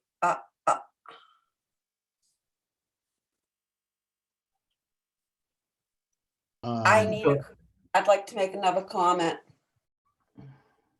Sure, Penny. Okay, I disagree with you, Amy. We've had an issue with Mr. White over the years. The wetlands area, he mows it all the time. He's not supposed to mow it. I just disagree. I think there's violations have gone on out there, and we've kind of turned a blind eye to them. And he mows the lawn where he shouldn't be mowing it all the time. It's supposed to be a wetland. He has brought fill in without permission that he shouldn't have done. Granted, he's come to us after the fact, after a storm, the tree removal and so forth. But there's been other things done on that he has not gotten permission from, or he has stepped over his boundaries. So I have an issue with just letting everything slide and let's just move on. I don't agree at all. So if I could speak to that comment, right? So there've been 2 orders of conditions filed over the years. One, actually, a third one before I was even owner, the 22 years. So we have, through good efforts with conservation, determined that the land was actually misrepresented as wetlands, that it is land historically mowed. We have been down this road. We went through all the work. We filed. We did everything that was asked by the commission. We submitted and got certificates of compliance. So to say that that work and the mowing is being done erroneously is actually not an accurate statement. So we have done this. We have met. We've hired the engineers. We've done the plantings. We have surveyed it. We've acknowledged previous mistakes when frankly, we didn't know what bordered vegetated wetland was versus historically mowed. We've been down this road. We've discussed it. We've met. We've done the filings. We've resolved the issues. We've moved on. As far as removal of the trees, prior to doing any work, we did email the Conservation Commission, Amy. Amy responded. She was backed up. We acknowledged, told her that we had to do this work and asked what we needed to do. Unfortunately, the work happened prior to Amy and I getting back together again. So we were asked to file the request for determination. We filed it. Now, there was a separate activity in the front yard where the lawn was extended, as frankly has been done to the left and right of us on numerous occasions, right?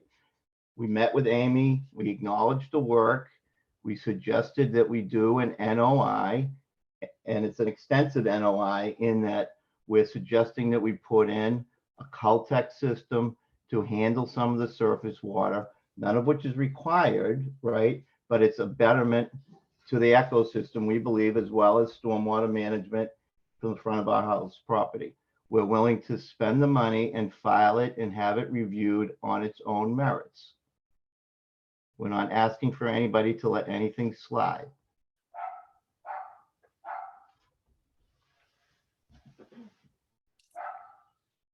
Okay. Who have I touched on so far? Penny, Brendan, Andy, did you get a chance to comment? No, on that? I didn't.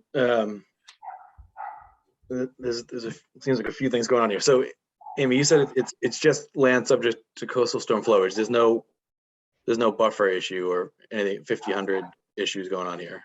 Well, that will come out in the notice of intent, but I think that he could be within buffer of some kind of shore potentially, but I mean that the fill that we're talking about where he's extended his lawn is quite a lot closer to his house and his patio than it is to the coast and the seawall and revetments and stuff like that. So, but one of the requirements for the notice of intent will be on the plan, will be accurate. Resource areas will be depicted. So right now, what I can just see off the FEMA maps, you know, I have current, but we don't have a wetland delineation that's been presented. It's so referencing previous that there is some buffer, you know, right up close to the beach. Yep. Okay. I mean, I think it would be good to see the resource areas to know what we're dealing with. It seems like there is a lot of work out there, right? The fill may be out of it, but from what I've seen, it looks like that maybe there was sod and turf installed. There's certainly work. I mean, I went by today, there were people with backpack sprayers spraying, I mean, basically along the shore, you know, and maybe that's stuff that we can't regulate, but it does seem like there's a lot of activity that seems to me like it would have a negative impact on the harbor and the surrounding area. Whether that's something we can address or not, you know, it would be good to get the details pinned down in my eyes. Hi, this is Tim White again. I'm unfamiliar. There was somebody on our property today? I believe so, yeah, with backpack sprayers. Oh, the mosquito guy? Yeah, I didn't see who it was, but spraying Okay. all on the perimeter. Yeah, probably yeah, that, to the best of my knowledge, that is not regulated. Yep. And so to answer your question about the resource zone, when we submit the NOI, we'll have a flagging. We have a current flagging map. Again, I will submit that all as a package. It's an organic mosquito. Okay. Yeah. If we can, I think if we can move this forward and get the resource areas and then figure out what happened and where and what's under our jurisdiction, then that seems like a positive step forward. Okay. Doug? All right, so I guess I guess my question's for Amy, I guess procedurally here. So we have an RDA in front of us here. for the tree removal that's been done and the grading that you're talking about. And then there's some new trees that have been planted, correct? The new trees have not been planted, sir. When Amy asked us to stop work, we stopped.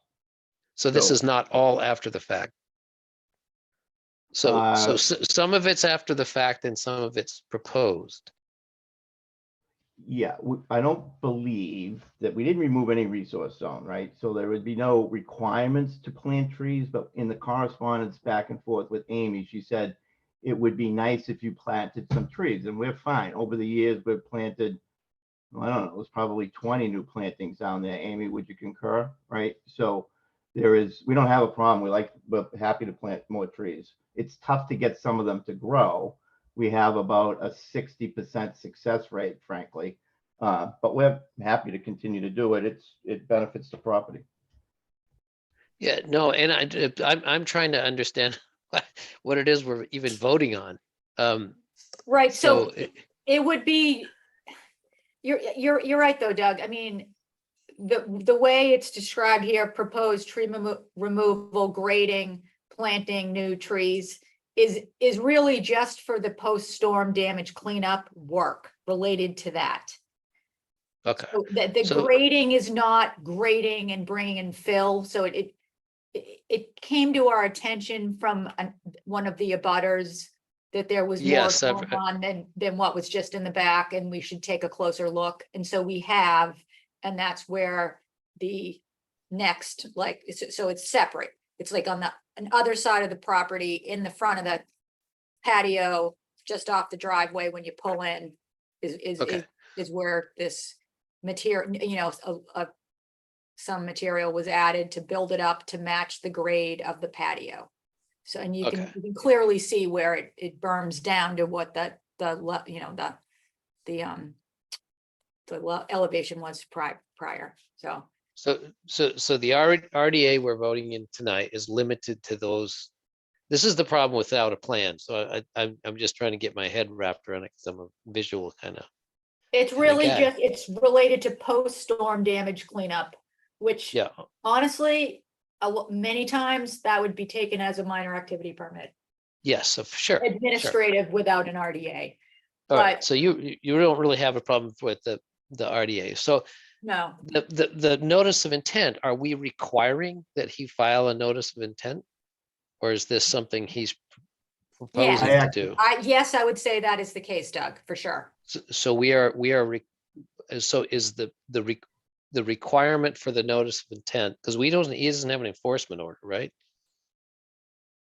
He So is the does notice, not currently, so this is friendly right now. There's Okay. not an enforcement, but we could certainly put, memorialize the request of, I mean, you've got him on the call. He says he's submitting. yeah, it no, in July. I don't not believe you, Mr. White, at all. I'm just trying to get my head straight around what we're voting on.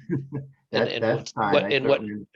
Yeah, and what's coming next. So I think I get it now. So we have a minimal storm damage cleanup, and that's what the RDA covers, and that will be limited in language to that. And then we are expecting a notice of intent in the future. So got it. I would anticipate I'll have it completed before the end of July. And I only say that everybody knows the engineers are backed up and that there is the holiday. Yeah, no, they are. All right. Okay. Thank you. That's what I Do- needed to know. Thanks. Anybody else want to? Is there anybody in the audience for this one? We have Yes, Kevin, Kevin, I'm gonna unmute Kevin.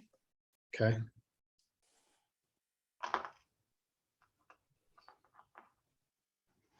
If you just state your name and address.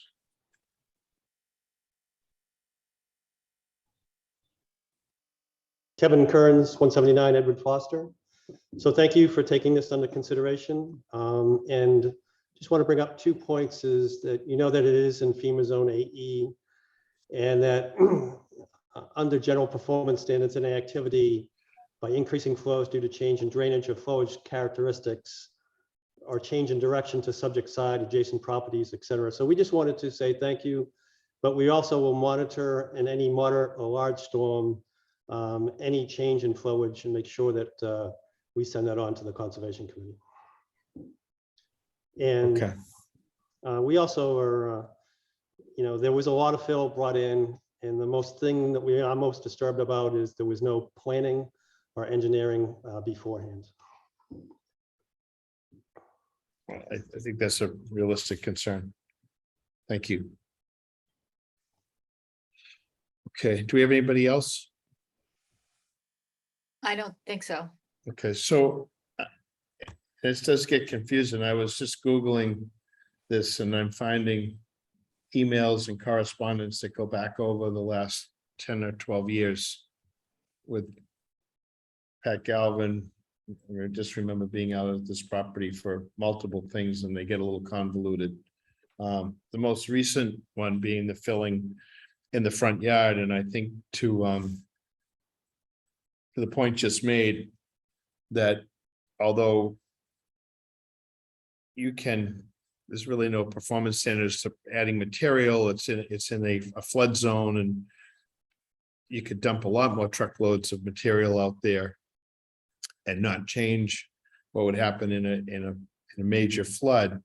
But what does happen when you start to add fill to just around your home is you eventually start to shed water onto abutters, and that is regulated, and it needs to be looked at and considered that you don't have the right to fill up your property to a point where you're pushing water onto your neighbors and the abutting properties. So that's why these things should be applied for first, and that the commission has a chance to look at this before work has gone on. And it's a little disappointing, Mr. White, that this is a multiple of issues on your property, and that that you're in jurisdiction in a lot of areas. And I think it would just behoove everyone that when work takes place on the property, that the commission is notified, and that whether it's an RDA or an NOI, that we get that in those applications prior to looking for approval for something later on.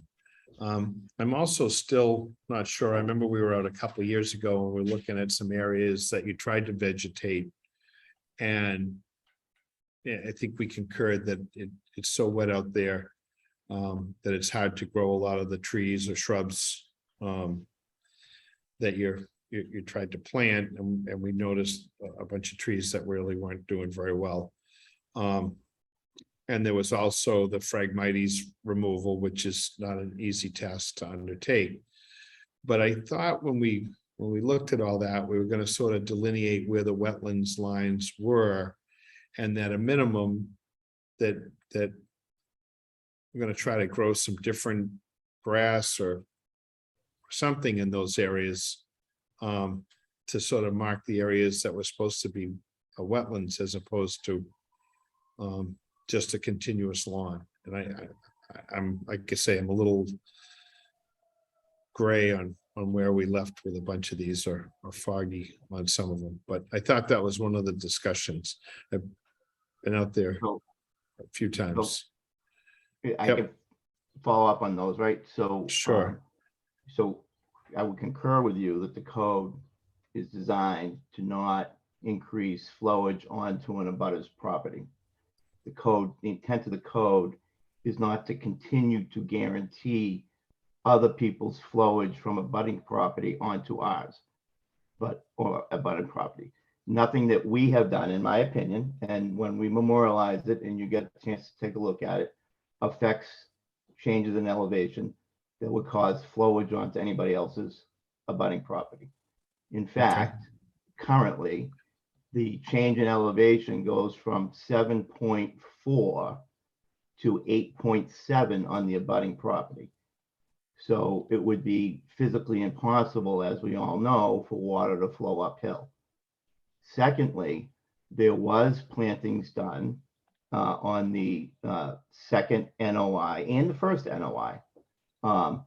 And over the years, some have failed, some have been replaced.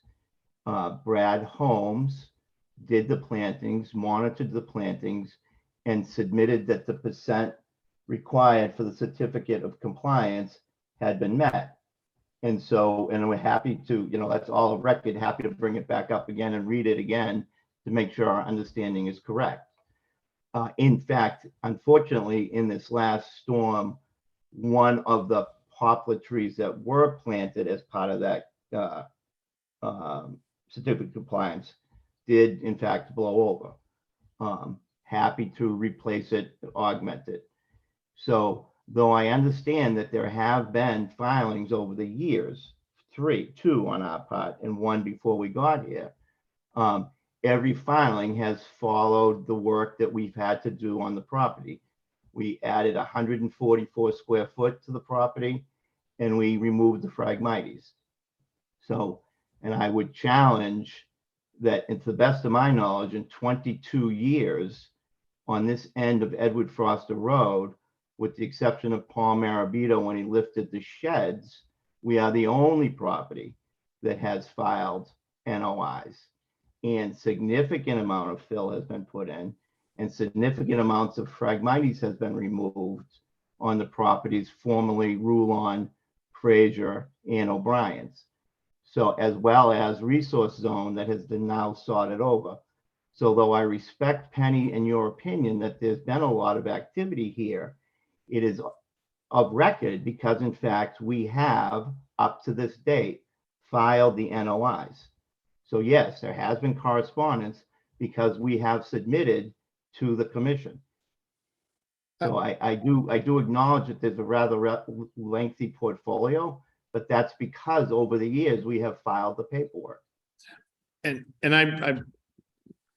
my comment wasn't all negative. I mean, there's concerns that I have here. It was also that there's a lot of different projects, so yes, they get confusing. And I know that there was some trial pieces out there that some were successful, some that weren't, and there was a lot of you spent a lot of time and money on plants, some that worked out, some that didn't.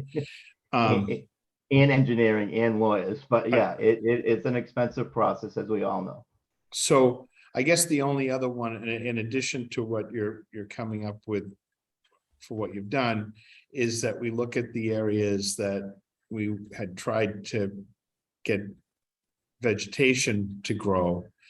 And I think I can remember having a conversation with you out there and saying, the only way to keep these Phragmites down is to mow them, because they just continue, they're so aggressive, they just continue to come back.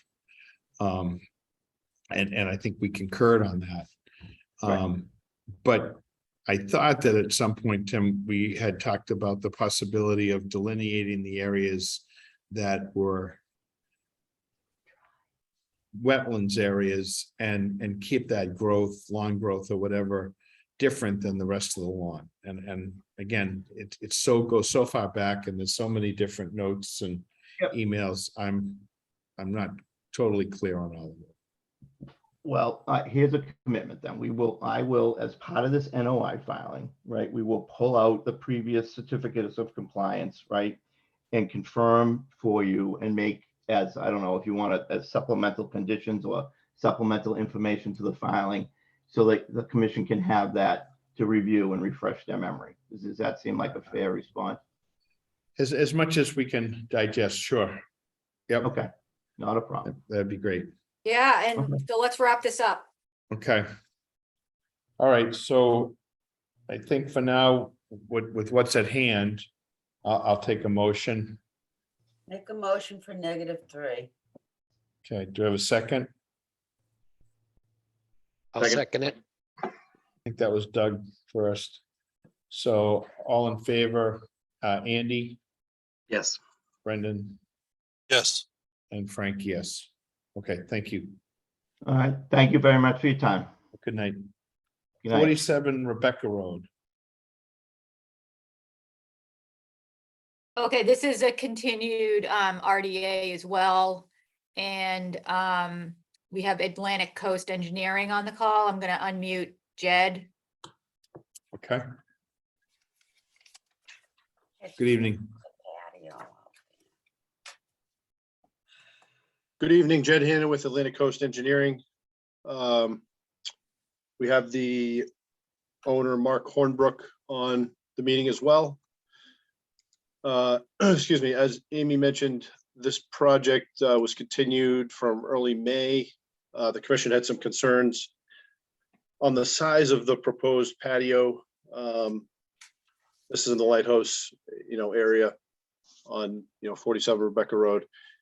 So I talked with the homeowner. He was a bit disappointed on the pushback, but I explained to him why, and we went over it, and we've substantially reduced the size of the proposed patio, approximately half.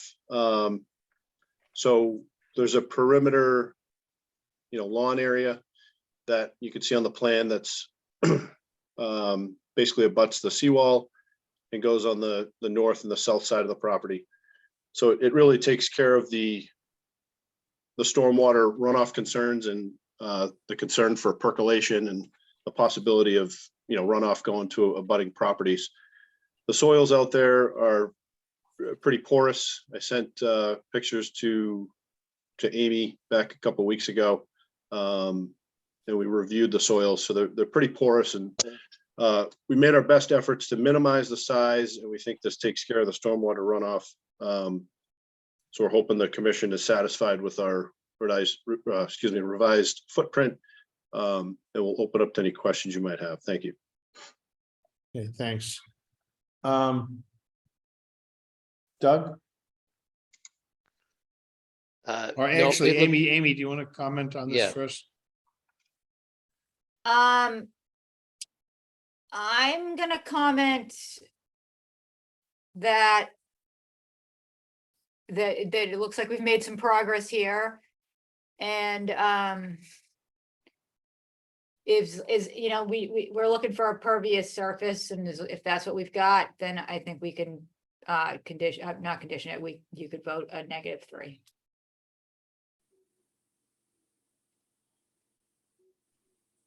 Okay, well, maybe you could explain a little bit, Jed, when you have this thing that you have the existing concrete deck, and then in front of it, you're showing something that slopes, and I'm wondering what that is. It says a patio, so is that still a concrete patio? Sure, Frank. Yeah, so that's a proposed patio. If you look at the pictures of the backyard, it's kind of a mishmash of, sandy gravel, a little bit of grass. There's some darker soils that abut the existing seawall. The owner bought the property approximately a year ago, and it's pretty cosmetically unappealing in the back. So, when he has company over and such, he's just trying to have an area to, hang out and make it a little more cosmetically appealing.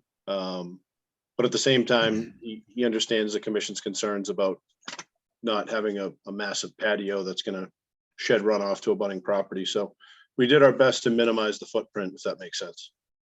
Okay, so there is still a concrete patio proposed, but it's a smaller one with lawn around it. Yes, it's approximately half, correct. All right, I just wanted to make sure we were clear. Okay. So Doug? So it's just to be doubly clear, then it's not pervious. Amy was thinking it was pervious.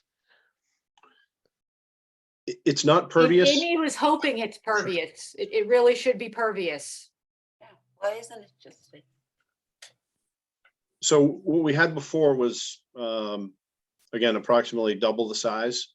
And it was all pervious concrete proposed.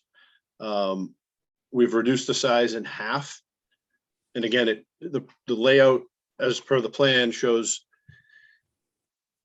any runoff would shed to the existing property in this very, very granular soils where it should perk fine. Yeah. So it shouldn't be a concern in our professional opinion.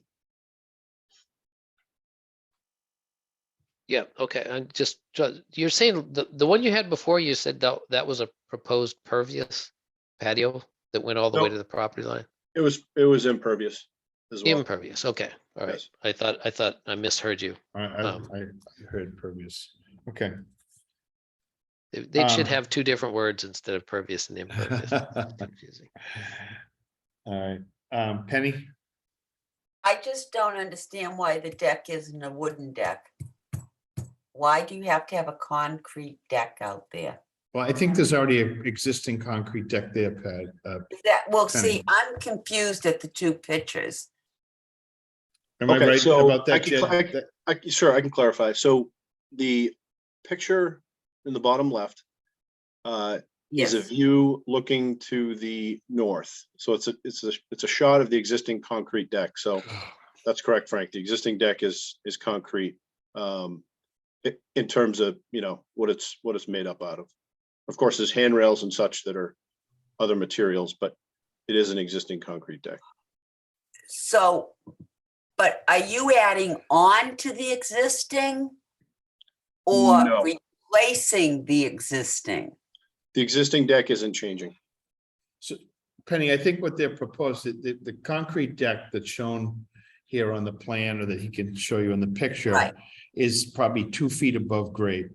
Right. That's right. 18 inches to 2 feet above grade. So what they're proposing in this plan is a concrete patio that extends from that concrete deck towards the seawall. Looks to me like it goes out maybe 15 feet, 14 and a half feet is what its dimension. Yeah. Right. And it's 36. So they're proposing essentially a concrete patio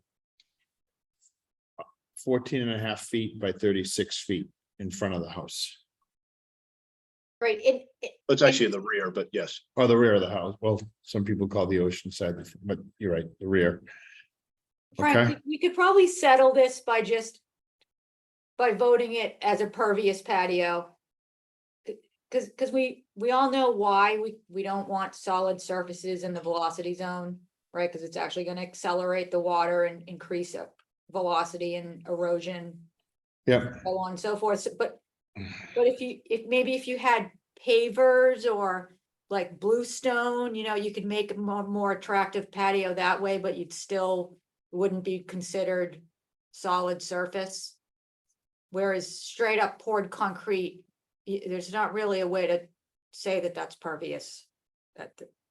Well, but there are materials that they sell that have high maintenance, but I think the design needs to be tweaked. Okay. Okay, so I think Mark, the homeowner's raising his hand.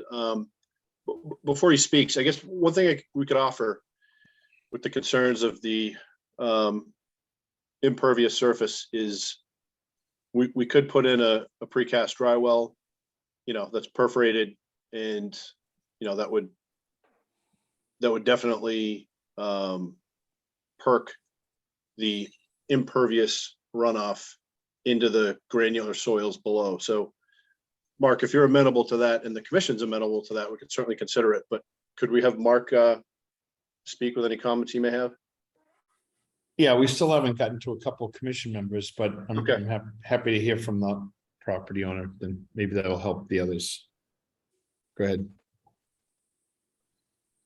Thank you. All right, he's on.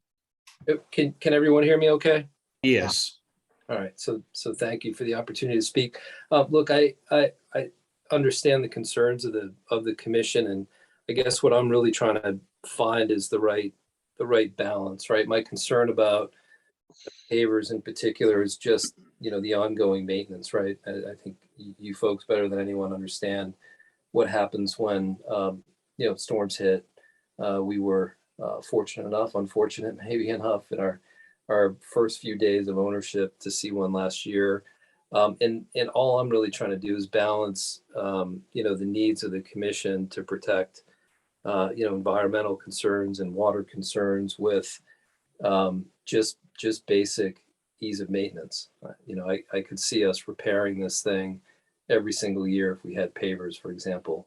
So I'd certainly be amenable to spending the money on, you know, the drains that Jed had mentioned, if that's helpful as a balance to try to get, you know, some level of maintenance free kind of patio in the back.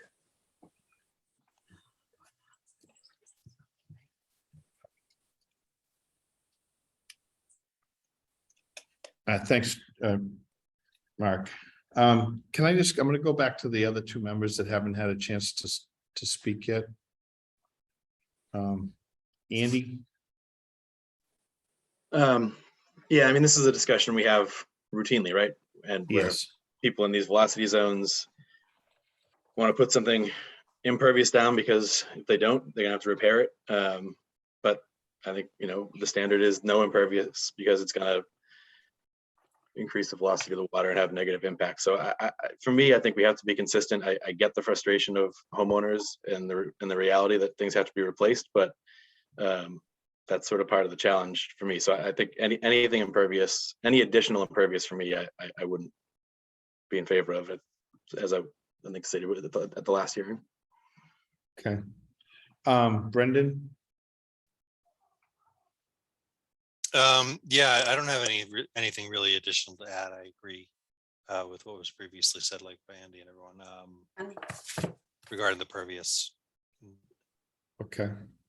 Do we have anybody else in the audience or anything for this?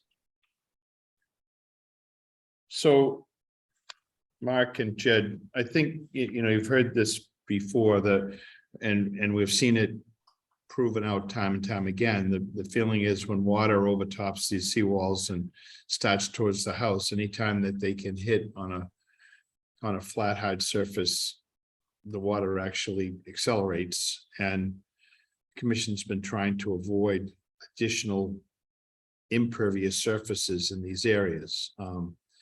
To meet these challenges, I know that there's a lot of paver companies and different products that can be installed that would meet that criteria, and maybe by thickening the edge or coming up with some other detail that you can avoid having these things getting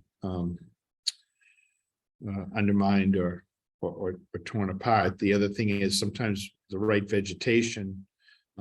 We've seen a lot of people using some grasses and different plants that are deep rooted. So when the water does splash over that, it just doesn't tear it out. I get it. I get the frustration. We see it repeatedly.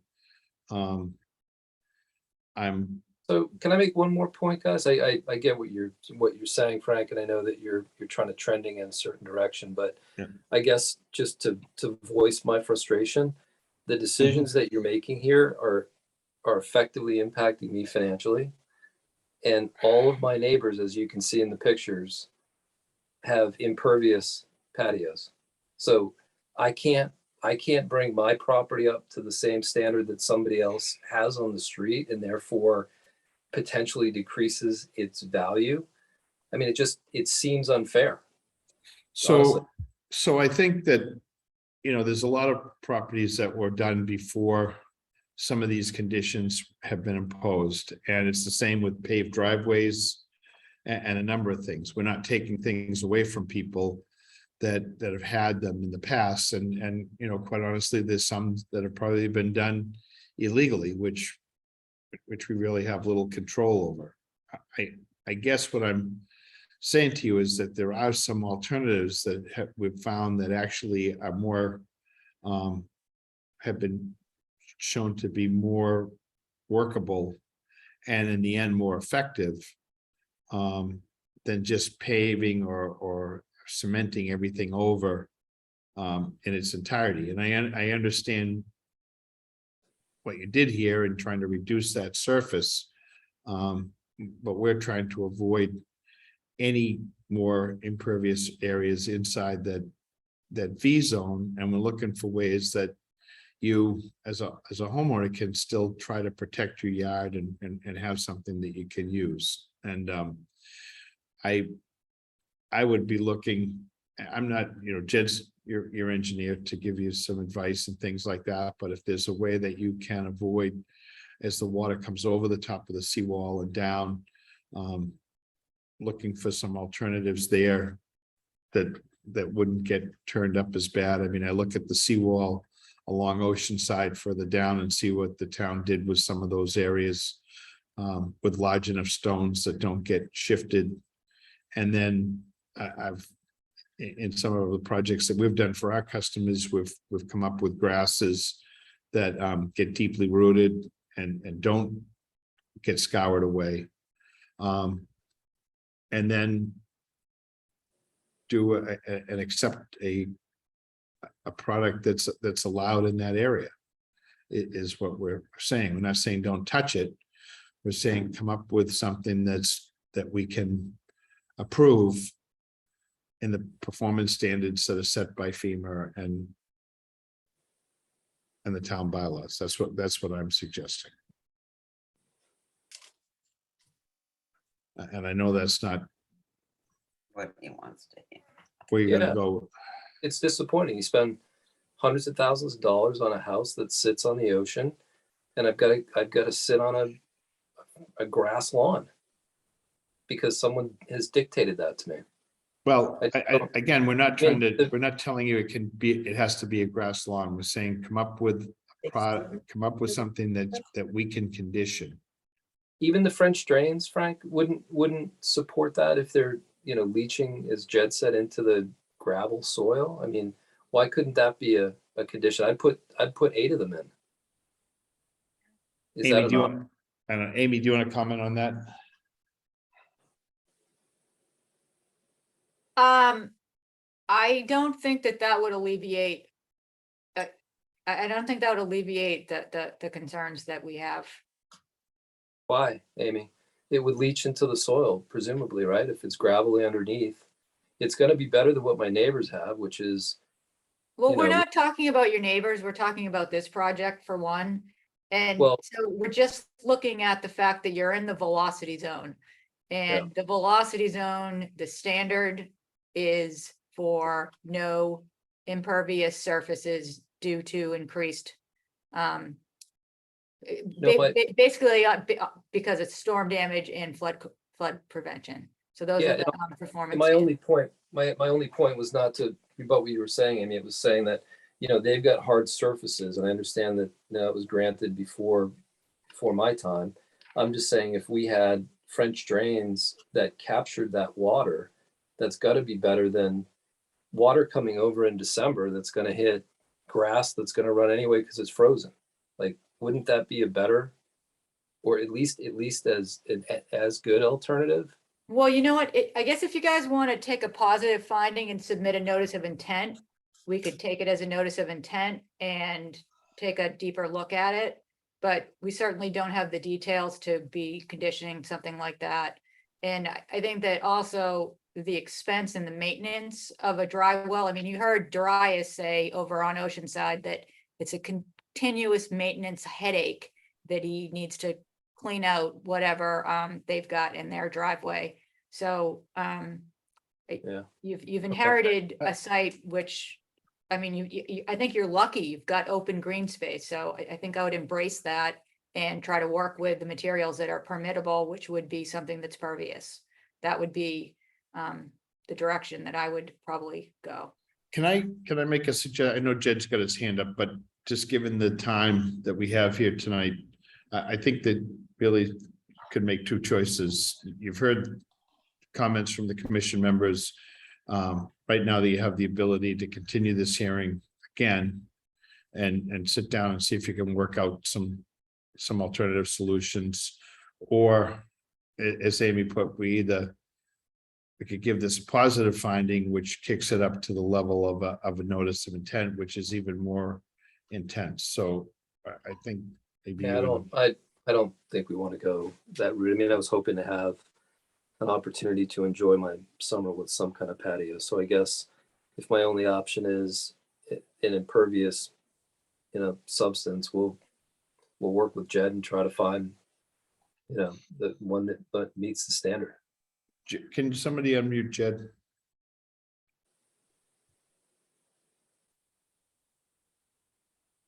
Okay, so thank you, everybody, for your comments. Totally understand. So Mark, yeah, if you're amenable to pervious pavers in lieu of the concrete, which is proposed here on the drawing, we could request the commission to hopefully approve with a -3, subject to amending the drawing to reflect pervious pavers.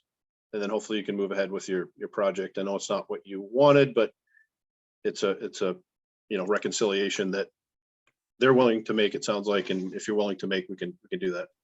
Thank you. Yeah, I mean, I think that's the right move, Jeff. Okay. Okay. Amy, are you comfortable with that? Can we go with a negative finding based on the discussion we had, and that this will be a pervious pavers and the Yeah. applicant can supply us with some additional information? Yeah, they can provide us with a detail. We can add that to the determination, and just in the language, we'll be approving a pervious patio. So thank you very much for coming in.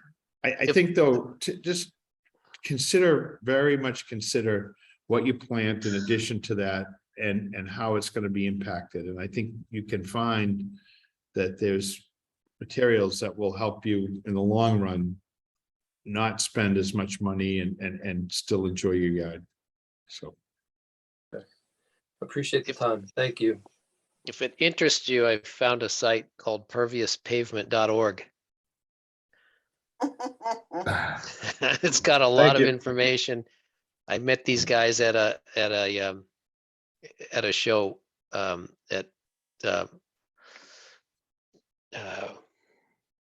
it was a state environmental show a few years ago. So anyways, they claim to have a really good product. Okay, thanks. What's the name of it again, Doug? Perviouspavement.org. Okay. All right. Thank you. I'll take a motion on this.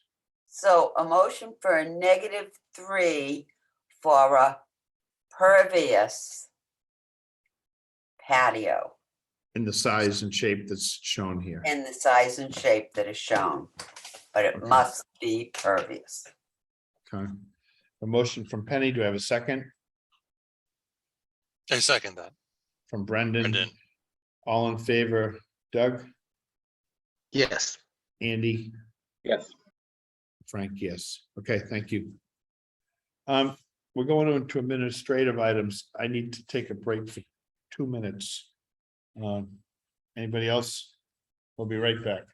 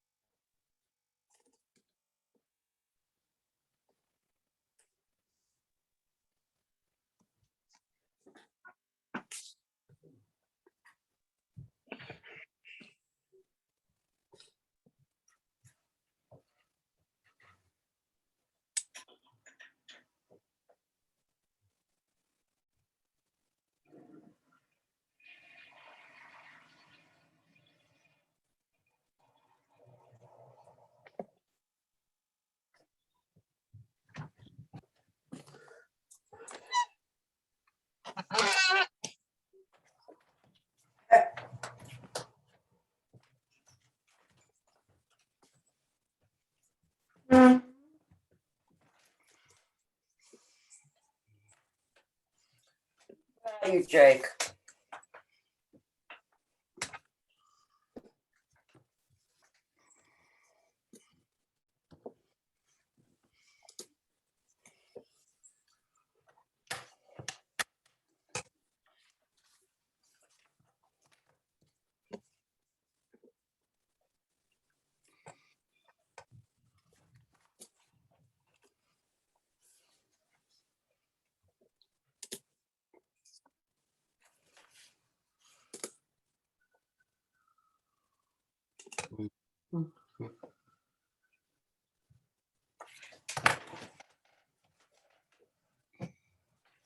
Jake, what are you doing? I think you should put it, I think you should put him up to the camera so we can all see Jake. He's under the bedspread right now. On the bed. He thinks he's funny, Doug. I think he is. He is. He's gonna bite me now.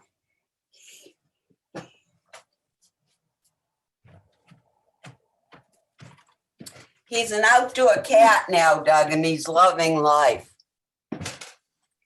He brings me a chickmunk every morning.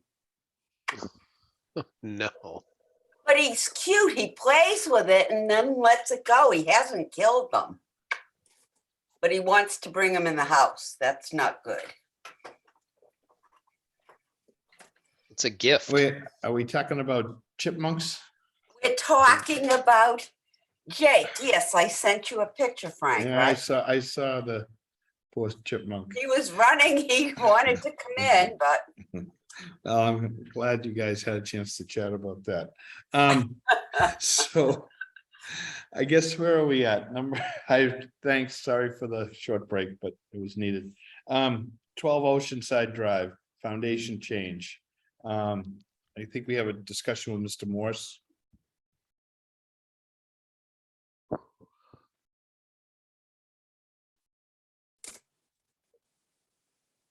Yes, no. I don't think Greg's here anymore. Oh, wow. Oh yeah, there he is. oh, there he is. Okay. Hey, can somebody unmute Greg? Maybe turn the lights up in his room. There you go. That's all There we right. go. Thank you for Thank you. unmuting me. 12 Oceanside Drive. This was a raise and rebuild that we had permitted, I believe, a little over a year ago. The property has changed hands and the new owner wants to come in and get an amendment to the existing order of conditions. It's essentially the same project, but we want to propose a difference in the foundation type. We had originally proposed driven wooden piles.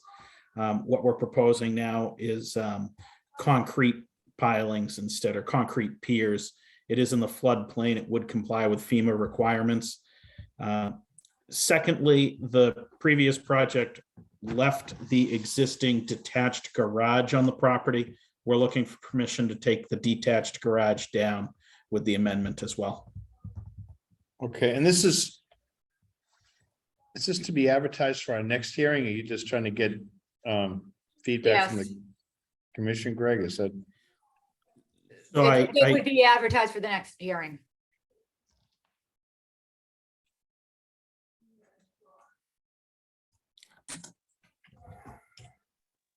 So we're taking it as an amendment that has to be advertised. That's what you're saying, Amy. Yeah, it needs a legal ad in a public hearing. So this is just by the DEP policy, there's the request before to see if you would even entertain changing the changes that he's proposing. Okay. Which is outlined in the description for the amendment request. Do you have any comment before we go to the members? No, Okay. Doug? No, I think as long as concrete piers are allowed, they probably have a reason not to want wooden piers. And then he's removing a garage, so I don't see why we can't just amend that. Okay, Penny? Well, I personally like the driven piers, pilings. But I'm willing to hear. You know, it's less disruption to the ground, Doug. And where it's a raise and rebuild, there's no reason that they can't drive the pilings. But we'll see. Yeah, if it, yeah. Andy? Yeah, I'm okay to hear it. Okay. Brendan? Yeah, I agree. I'm okay. Okay, I think if we can get something maybe from building department or from Greg that the concrete piers are. Yeah. They're allowed in that. It seems to me like they are. from what I've read, and sometimes there's some circumstances that make that a better choice. I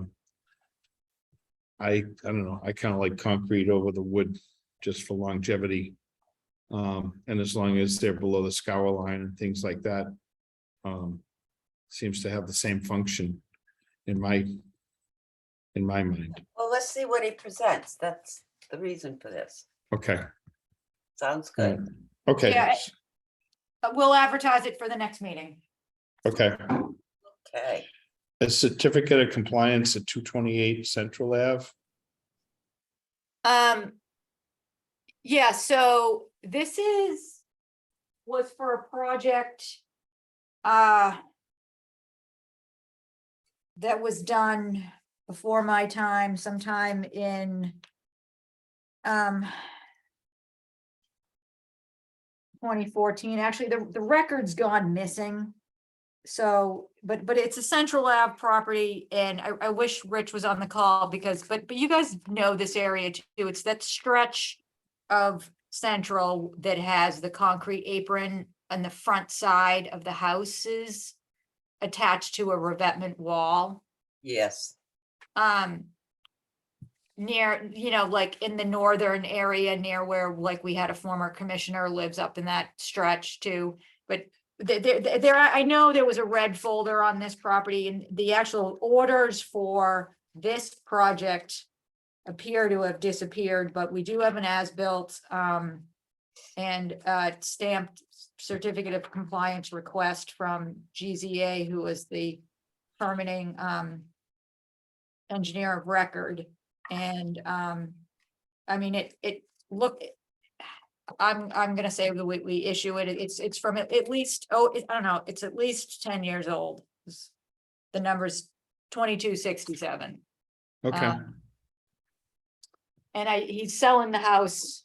His last name is Mr. Ackerblom, and so we want to get this out the door for him. Okay. Okay. We remember that name, Frank. Yep. Yep. Yeah. All Enough Okay. said. Okay. Moving right. on. All right, so Moving you on. can do that without a vote anyways. So we're I gonna go can. on, we're gonna go Yes. on to 208 CJC and 5 Yes. Cushing. And we have Bob Gray on. And I'm just gonna make a recommendation that our next meeting, if we're gonna keep a consultant on, that we're gonna shift around our agenda so that we can do some of those things earlier in the evening, so that we don't have to keep somebody on until 9:15, especially a consultant for the commission. Well, that we can- luckily Bob chimed in on He did, and that's Bailey's great, Causeway too. but that was a so, while back, and I just, to keep somebody on until yeah, 9:15. agreed. Okay, Okay. so let's get into it. We've had these enforcements on. We now have material that will not now have material, but material has been reviewed. The review letter from Bob Gray, who's on the call, has been provided to the applicants. We've actually received a response from 5 Cushing Keaveney this afternoon on some of the comments that Bob had made. But when I just turn it over to Bob to go through, and we would like to try to make a little bit of progress tonight with both of these sites and come to some conclusions or recommendations for moving forward. Okay, I am still here. thanks, Bob. And can you hear me there? Yeah. I got you, yep. Okay. I am happy that we did receive a email from Mike Ball, who is representing Keaveney on this matter, and he acknowledged a few of the items that I had highlighted in my letter. I think the most important thing for the commission to decide tonight is how we move this forward to the point where we're going to be in a position to actually see the plantings occur in late September. And I had a suggestion which I ran by Amy earlier. And that is to see if Amy could set up a Zoom meeting between the two consultants for Mr. Pacheco and Mr. Cavini, and myself and Amy and perhaps Frank. And that way we could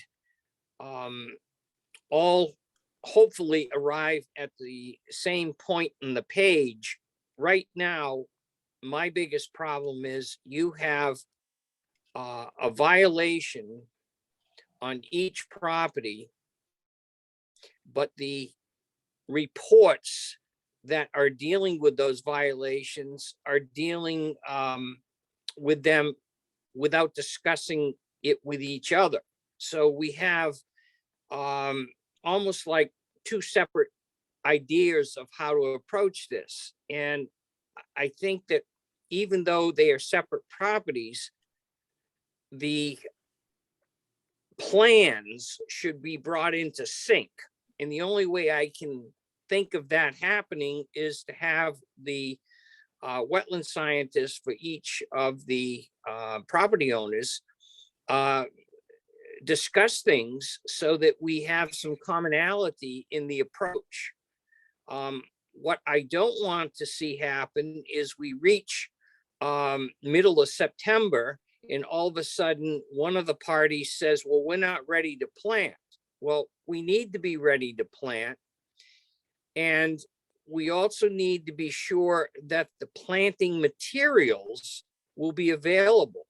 And that means that no later than, let's say, the first week, second week of July, which is coming up quickly, we should have a plan in place where the property owners are going to reach out to appropriate nurseries and secure the stock that will be planted in September.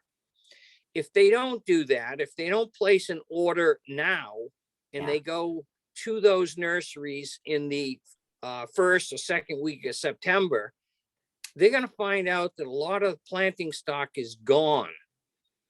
And then there'll be the excuse, well, we can't secure this. Can we use this? Or we're going to have to wait until next month to do the planting because the nursery that we went to didn't have the plants, but we're going to find some at a different nursery. I just want to be sure that we meet the planting window, which really should occur in the third or fourth week of September. It'll give those plants time to acclimate to the site during October and well into November. And I also want both parties to understand that the timeline on the 2-year monitoring is going to commence when the plants are in. And therefore, we're going to be saying that the first year of monitoring is from 2022 to 2023. And the second year of monitoring would be into 2024. Now, the other thing I did not see mentioned in either report was any indication that these plants would be tended to once they're in the ground. So one of the things that you're going to have to craft with these property owners is a commitment that they are going to irrigate these plants. They need to water these plants. And if they don't, we're going to get into the spring of next year, and we're going to find out that since they didn't water in the fall, they didn't survive the winter. And then they're going to be upset when you say the plants died or a good number of them died and need to be replanted. And then that pushes the monitoring off yet another year. So those are some of the issues that I think we could resolve through a Zoom meeting. We've really not had any input from Brad Holmes except for his initial letter. And I was kind of hoping that either Brad or Mike Ball or both would be on tonight, but I understand Mike Ball had a previous commitment. I don't know if Brad is here, but it would have been good if we could have had some discussion firsthand with him tonight. So those are kind of my thoughts here. Amy had some other concerns, and I'll let her bring those up. Okay. Amy, do you want to proceed next? Sure. So thanks, Bob, for that. Well, so I guess that I'm concerned about same things that Bob is concerned about as far as the plants go and so on. And I do concur that a Zoom meeting, and I can definitely set one up between those parties to try to make some progress and bring us all into sync. There's definitely there's just inconsistencies with some of the findings that we've been presented. So we do all need to get onto the same page. And I know that there's also looming frustration among both parties. Maybe, just maybe fear of the unknown and what's going to happen a little bit, and frustration on lack of perceivable progress. These things do take time to figure out, especially when you're not working with the accurate information. So first off, we need to flush out what really happened so we can get an equal, or the replication and replacement that we want, that we deserve. One of the things that we did is I'll refresh your memory that for the project for Mr. Keaveney, he had a foundation that was poured and he was pending framing out that home. You did release that permission to let that continue on, because we had, we've got a deliverable that the next marker, it's unless we make progress, he's not going to get released on, living at the home or things like that. There's things that we have, but we had discussed a charity or a bond with both members. Mr. Pacheco, he's got his home. He doesn't have a building permit for the project, which was the boathouse at this point, but we have not, we've asked the building commissioner to hold on the certificate of occupancy, and that I know is a source of frustration for Sean. So I'd like to try to get that resolved this evening and set some kind of a bond that would be a starting point, at least, to get an agreement together, because we will be requiring a bond to guarantee the plantings, and what Frank, Bob, and I came up with as a starting point would be 150 for the Pacheco property and 50 for the Keaveney.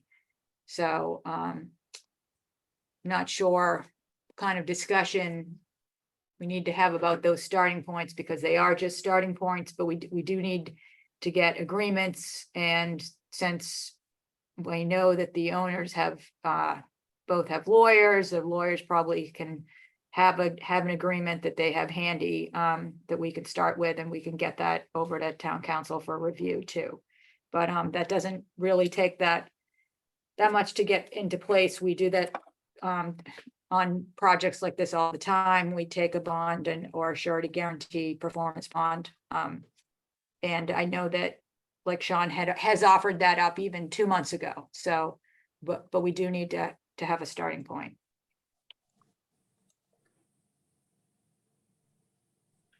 Okay. So let's do it.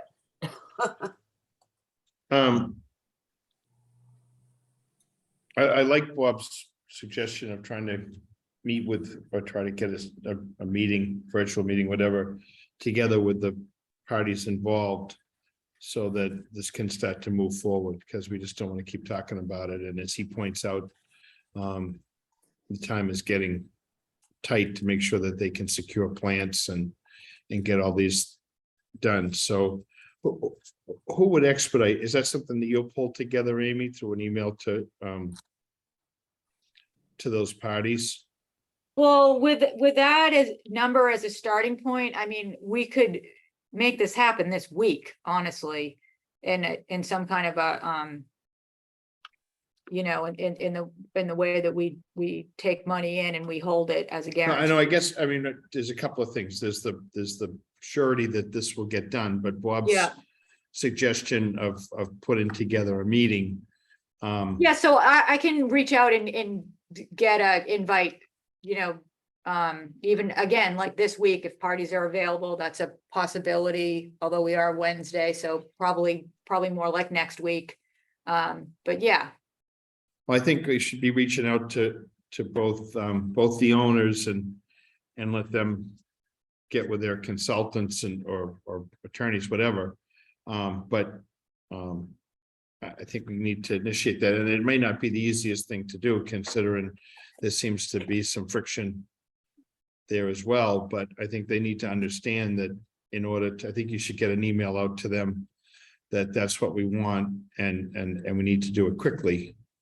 And if they're in agreement, or whatever, we'll work with whoever puts the hand up and is ready to go. So I think that needs to happen. Hopefully you get that out tomorrow. Right, So well, that- I see Sean Sullivan is Mr. Keaveney's attorney. He's on the call, so he may be able to give us some assurance on that deliverable and moving forward on that. And also acknowledging that we can get the wetland consultants together over a Zoom call to talk it through. And Sean Pacheco is also on the call, so. we could Okay. Quickly hear from both of We'll them. unmute them, and then I think there was a little unclear what we're saying with regard to surety that these areas will be replanted. So we're trying to come up with some sort of monetary value to replant these areas, and we've seen some estimates from maybe a landscaper with a few plants. In discussing these things with Bob Gray, it seems like we're still not there on the planting plan, and that's why Bob's suggesting that we be talking with the two environmental folks, both Mike Ball and Brad Holmes, so we make sure that we're on the same page with plantings and tree sizes and the availability of these planting material.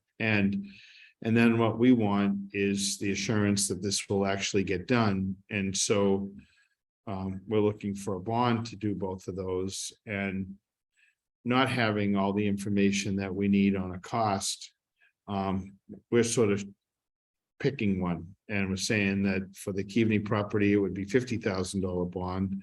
And for the Pacheco property, it would be $150,000 bond. And I don't know that those are exactly the right numbers, but until we get the information that we need on just what's going to be done there, and some real estimates from companies that are going to supply and plant those trees, as well as knowing that they're going to take, grow, live, whatever, we want to be sure that we have enough money and enough surety set aside to do that. So I think that kind of frames it pretty well, and I'm happy to put on both Mr. Keaveney's attorney and Mr. Pacheco for a quick discussion on this. Okay, well, I'm gonna unmute Sean Sullivan because he's got his hand up. Okay. Thanks, Amy. Again, not here to get into he said, she said, or who did what. Only I have a question and I have a comment. Obviously, Mike Ball is not available tonight. He had a another conservation meeting, I believe, down in the Cape. As he said in his letter, he works mostly on the Cape, so we are looking for suggestions on someone to put us in the right direction for irrigation and for planting. So that's something that I think would be helpful to discuss in the Zoom. I don't know if anyone has any suggestions for us. We're happy to work with whoever the commission suggests for us. The other item was just that on the planting, same thing, is that we're willing to just get that going as soon as humanly possible. And I'm happy to coordinate. Obviously, Mike's not here tonight, so if we want to set up a call for the end of this week or early next week, I'm available. Only days I'm not available next week are Tuesday and early morning Wednesday, but otherwise I'm happy to try to set something up for everyone there. Okay. As long as you're on, Amy, I don't know if this has been addressed with Mr. Keaveney or not, but we also have the issue of that house not being in compliance with what was submitted for a plan. Do we have anything coming forward? We do. Actually, separately, we have a request for a minor modification or a request to amend orders. And I think we're leaning towards the request to amend for a plan dated in April, which memorializes a portion of the house where they're screening in a porch. So this is already underway, right? This work, Yes, and so it's almost an after the fact request. yes. Okay. Sean, do you know where that is at? My understanding, and I don't want to misspeak, but I think that it was requested, then the orders to stop work came after that, and then I think it got tabled for a little bit, but I don't know exactly where it stands right now on the construction side of things. Just that I think is it scheduled for July 11th to be discussed for a public hearing? Not for a public hearing. We were gonna just put it on as an action item. Okay. Okay. I can talk to John Keaveney tomorrow to get a better understanding where that is, and if it's okay to email, just kind of giving an idea of where that's at, I'm happy to do that. Okay. All right, and then so I'm just a little unclear. So you said that Mike Ball is the environmental person that was out there. I think we met him on site when this first happened. So you're saying he's not going to be the person to do this? No, he is for the mitigation planting plan. But as far as like who's actually going to physically be planting the trees and then the irrigation after the fact, that's someone that we'll have to hire to do that part of it, is my understanding, from what Mike had submitted earlier. But we're happy to work that. I don't think that that's part of Mike's overall job, is doing physical plantings. And I don't think it's the commission's either. I think that, Mr. Keaveney is going to want to find a landscape or a planting company or nursery or whoever. Absolutely, and I totally agree. What I was saying earlier is that we want to go with someone who either the commission suggests, or if anyone has any suggestions for us, we're happy to take those into consideration to, expedite the process of getting this done. What I don't want to do is go hire someone who either the commission does not want to do the work and then have it drag out the process even longer, is what I was saying earlier. Yeah, I don't think the commission's going to give you a recommendation on who to use there, to be honest with you. I think that that's fine. There's some reputable companies that are out there that can, I think it'd behoove him to find someone that says, yeah, I got the materials and they're a credible place, and they've got the ability to do that sort of work. Okay. And then, methods and all that sort of thing, whether they're going to plant alongside those existing stumps. We don't want to see more disturbance out there, but we want to know how that's going to happen. Yep, understood. And when, and with what materials. Okay. All right. Do we want to switch over to Sean Pacheco?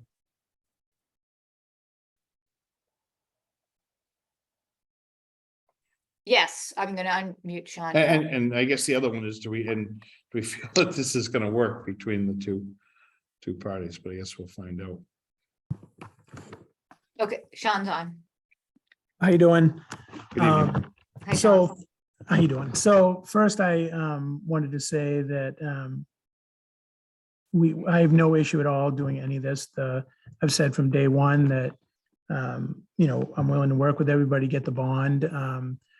Brad did revise the plan. We did send it in to Bob with his recommendations. He had recommended a bunch of the cedars be taller. We agreed with the plan and basically submitted the plan per his request. So as far as I knew, you know, besides the updated rebuttal or comments that he made last week, I believed everything was kind of in line.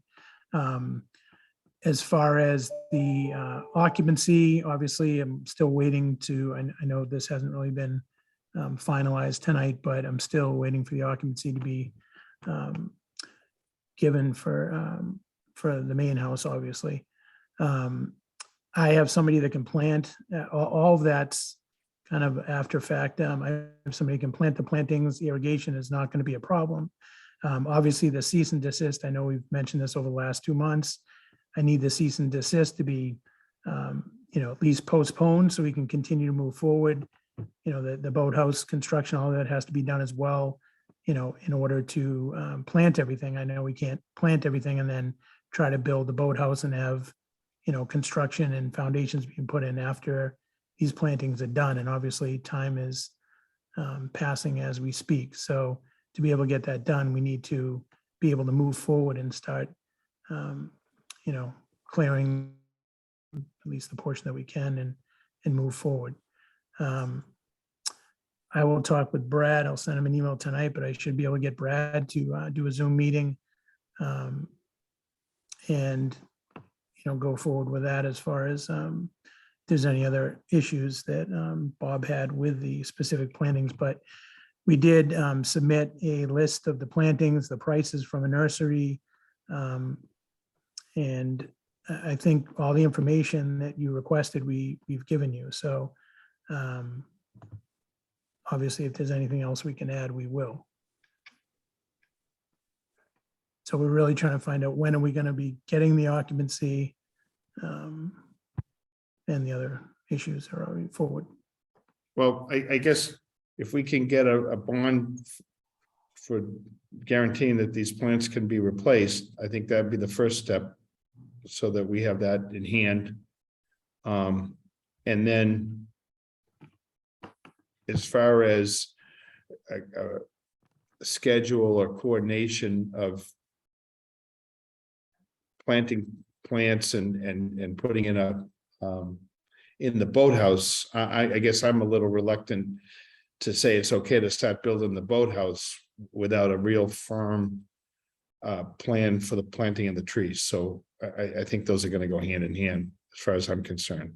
So I know that you want to get your occupancy permit, and so to that end, I'd get a bond together guaranteeing remediation on that, and that may be something we have to send to town council to be sure that that's formulated correctly. I mean, your attorney, or you can put together what you want, but we want to be sure that what we have is something that's enforceable and not vague. So it's very clear how that's going to come together. And then, as Bob Gray pointed out, it would be good if we could get some coordination with the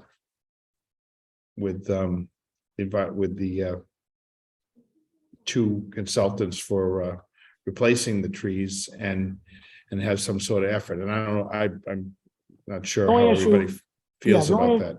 Yeah, the only issue I have with that is one shouldn't be contingent on the other. I mean, we're not obviously a team working together. There are issues with this property. Yep. Legal, obviously there's lawyers on here, and having us have to both work together and have both of our environmental scientists have a Zoom meeting together may not be realistic. So I think separating, I know we're obviously bordering each other's property, but having one thing have to do with the other, I don't think is really fair, to be honest with you. The cease and desist has been allowed on 5 to be postponed and continue building, but yet I was told if I passed in the things that you requested, that would be postponed as well. And I've done everything you've asked me, and it just, each meeting continues to be, we want more, you gotta do this, you gotta do that. And it's just frustrating because, like I said, the occupancy is causing a lot of issues with insurance. And with so, paying so vendors. if we get a bond together, to ensure that those plans are done, we get that to town council and get that back to you so that you can move forward on that, because I get that. Yeah, because that's the toughest thing is I've done understand. everything you've asked me. and Well, it's I think what we've gotten is not really an adequate, we've got some kind of a planting plan and I don't like to see this go back and forth and not give clear answers to everybody, and I understand your frustration. So we want to have some sort of discussion between Bob Gray and Brad to be sure that we're clear on the plants and just what's going to get done there, and that we're all in agreement with what you're doing to move forward. And I think if we can set that up and I don't disagree that it may be challenging to get both people on. So I'd like to see yours squared away. And if our request for Mr. Keaveney doesn't get addressed, then he may wind up with a cease and desist order. I'm not opposed to asking for that either. Right, so if we I'm get getting the a little bond- tired. I'm getting a little tired of the whole thing dragging out for too long. I agree. So the bond piece needs to get done. We need to get a meeting with Brad and Bob and make sure we're in agreement on what we're doing for plantings and process procedure, irrigation, whether the plant materials are going to be viable and all those sort of things. And with those in place, we can talk about whether or not it makes sense to start the building. I hear what you're saying, that you don't want to be planting in a whole bunch of trees right around that site and then go digging it back up. On the other hand, I'm really not inclined to say, just go ahead and start the building with a cleared site. And I think that's reasonable as well. Right, I agree. I'm just trying to move forward and, like I said, trying to work with you guys and get Yep. things, where they should be. Okay. All right, so can you get that bond information to us so that we can get it to town council and get that squared away? Maybe the attorneys want to word something or whatever. I'm sure that there's some kind of wording that they're going to want to put in there that makes sense and that's enforceable. Okay, Does that make sense? yep, will do. Thanks, Sean. All right, thank you. Anybody else?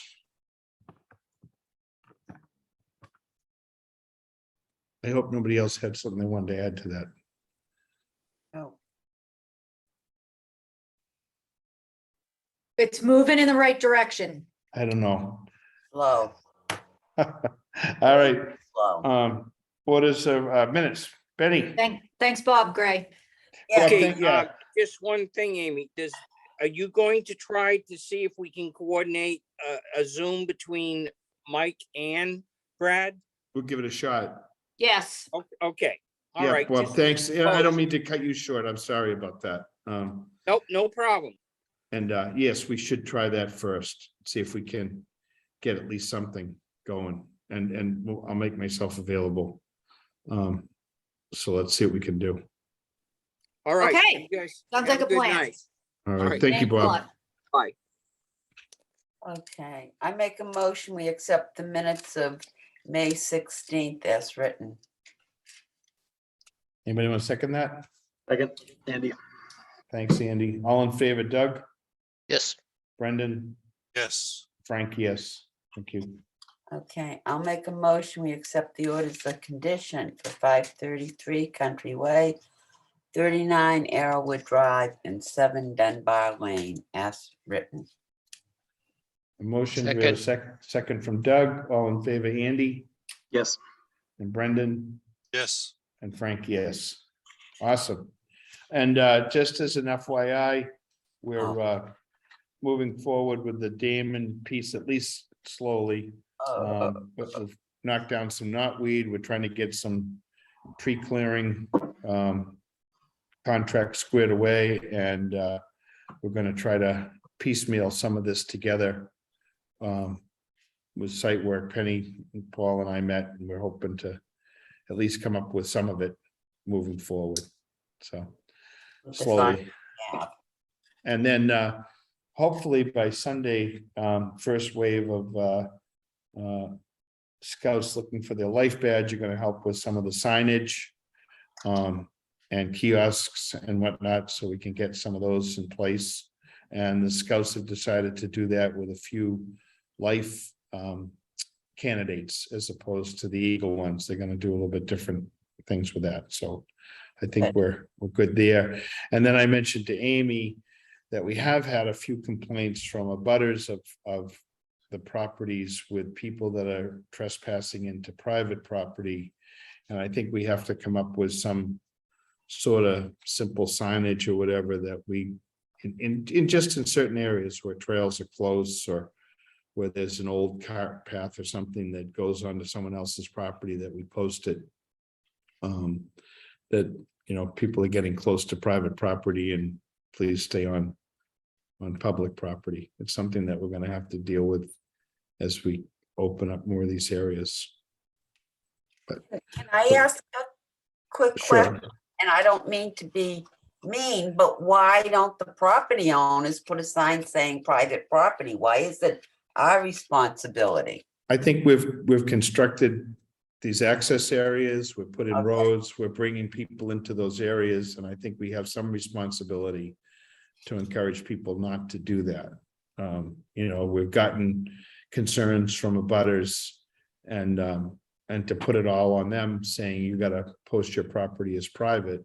I don't think there's a reason that we can't at least encourage people to stay on town property. That's my personal Well, we feeling. should encourage it, but I just hate to put any more expense on us at this moment in time. I think it's reasonable for the people that abut these things to look for us to help manage that. Okay. Is my own feeling. We've created these, and they're great spots, and it has given these folks a lot of open space, but by the same token, we're bringing people into places that they have not normally had easy access to.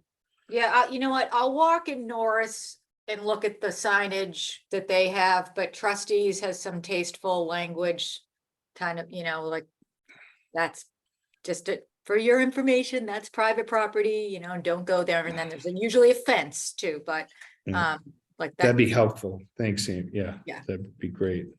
And then my train of thought here. There was one more for that, but I can't. It's gone. Sorry. I lost it. I was looking at Brendan and I was starting to. I think It's we're good. 9:15, Frank. Let's call it a night. I say it's a good time to do that. Take a motion. Adjourn. That was Penny. Anybody else? Nobody wants to second that? I'll second it. Oh, they want to stay. I think Brendan got you.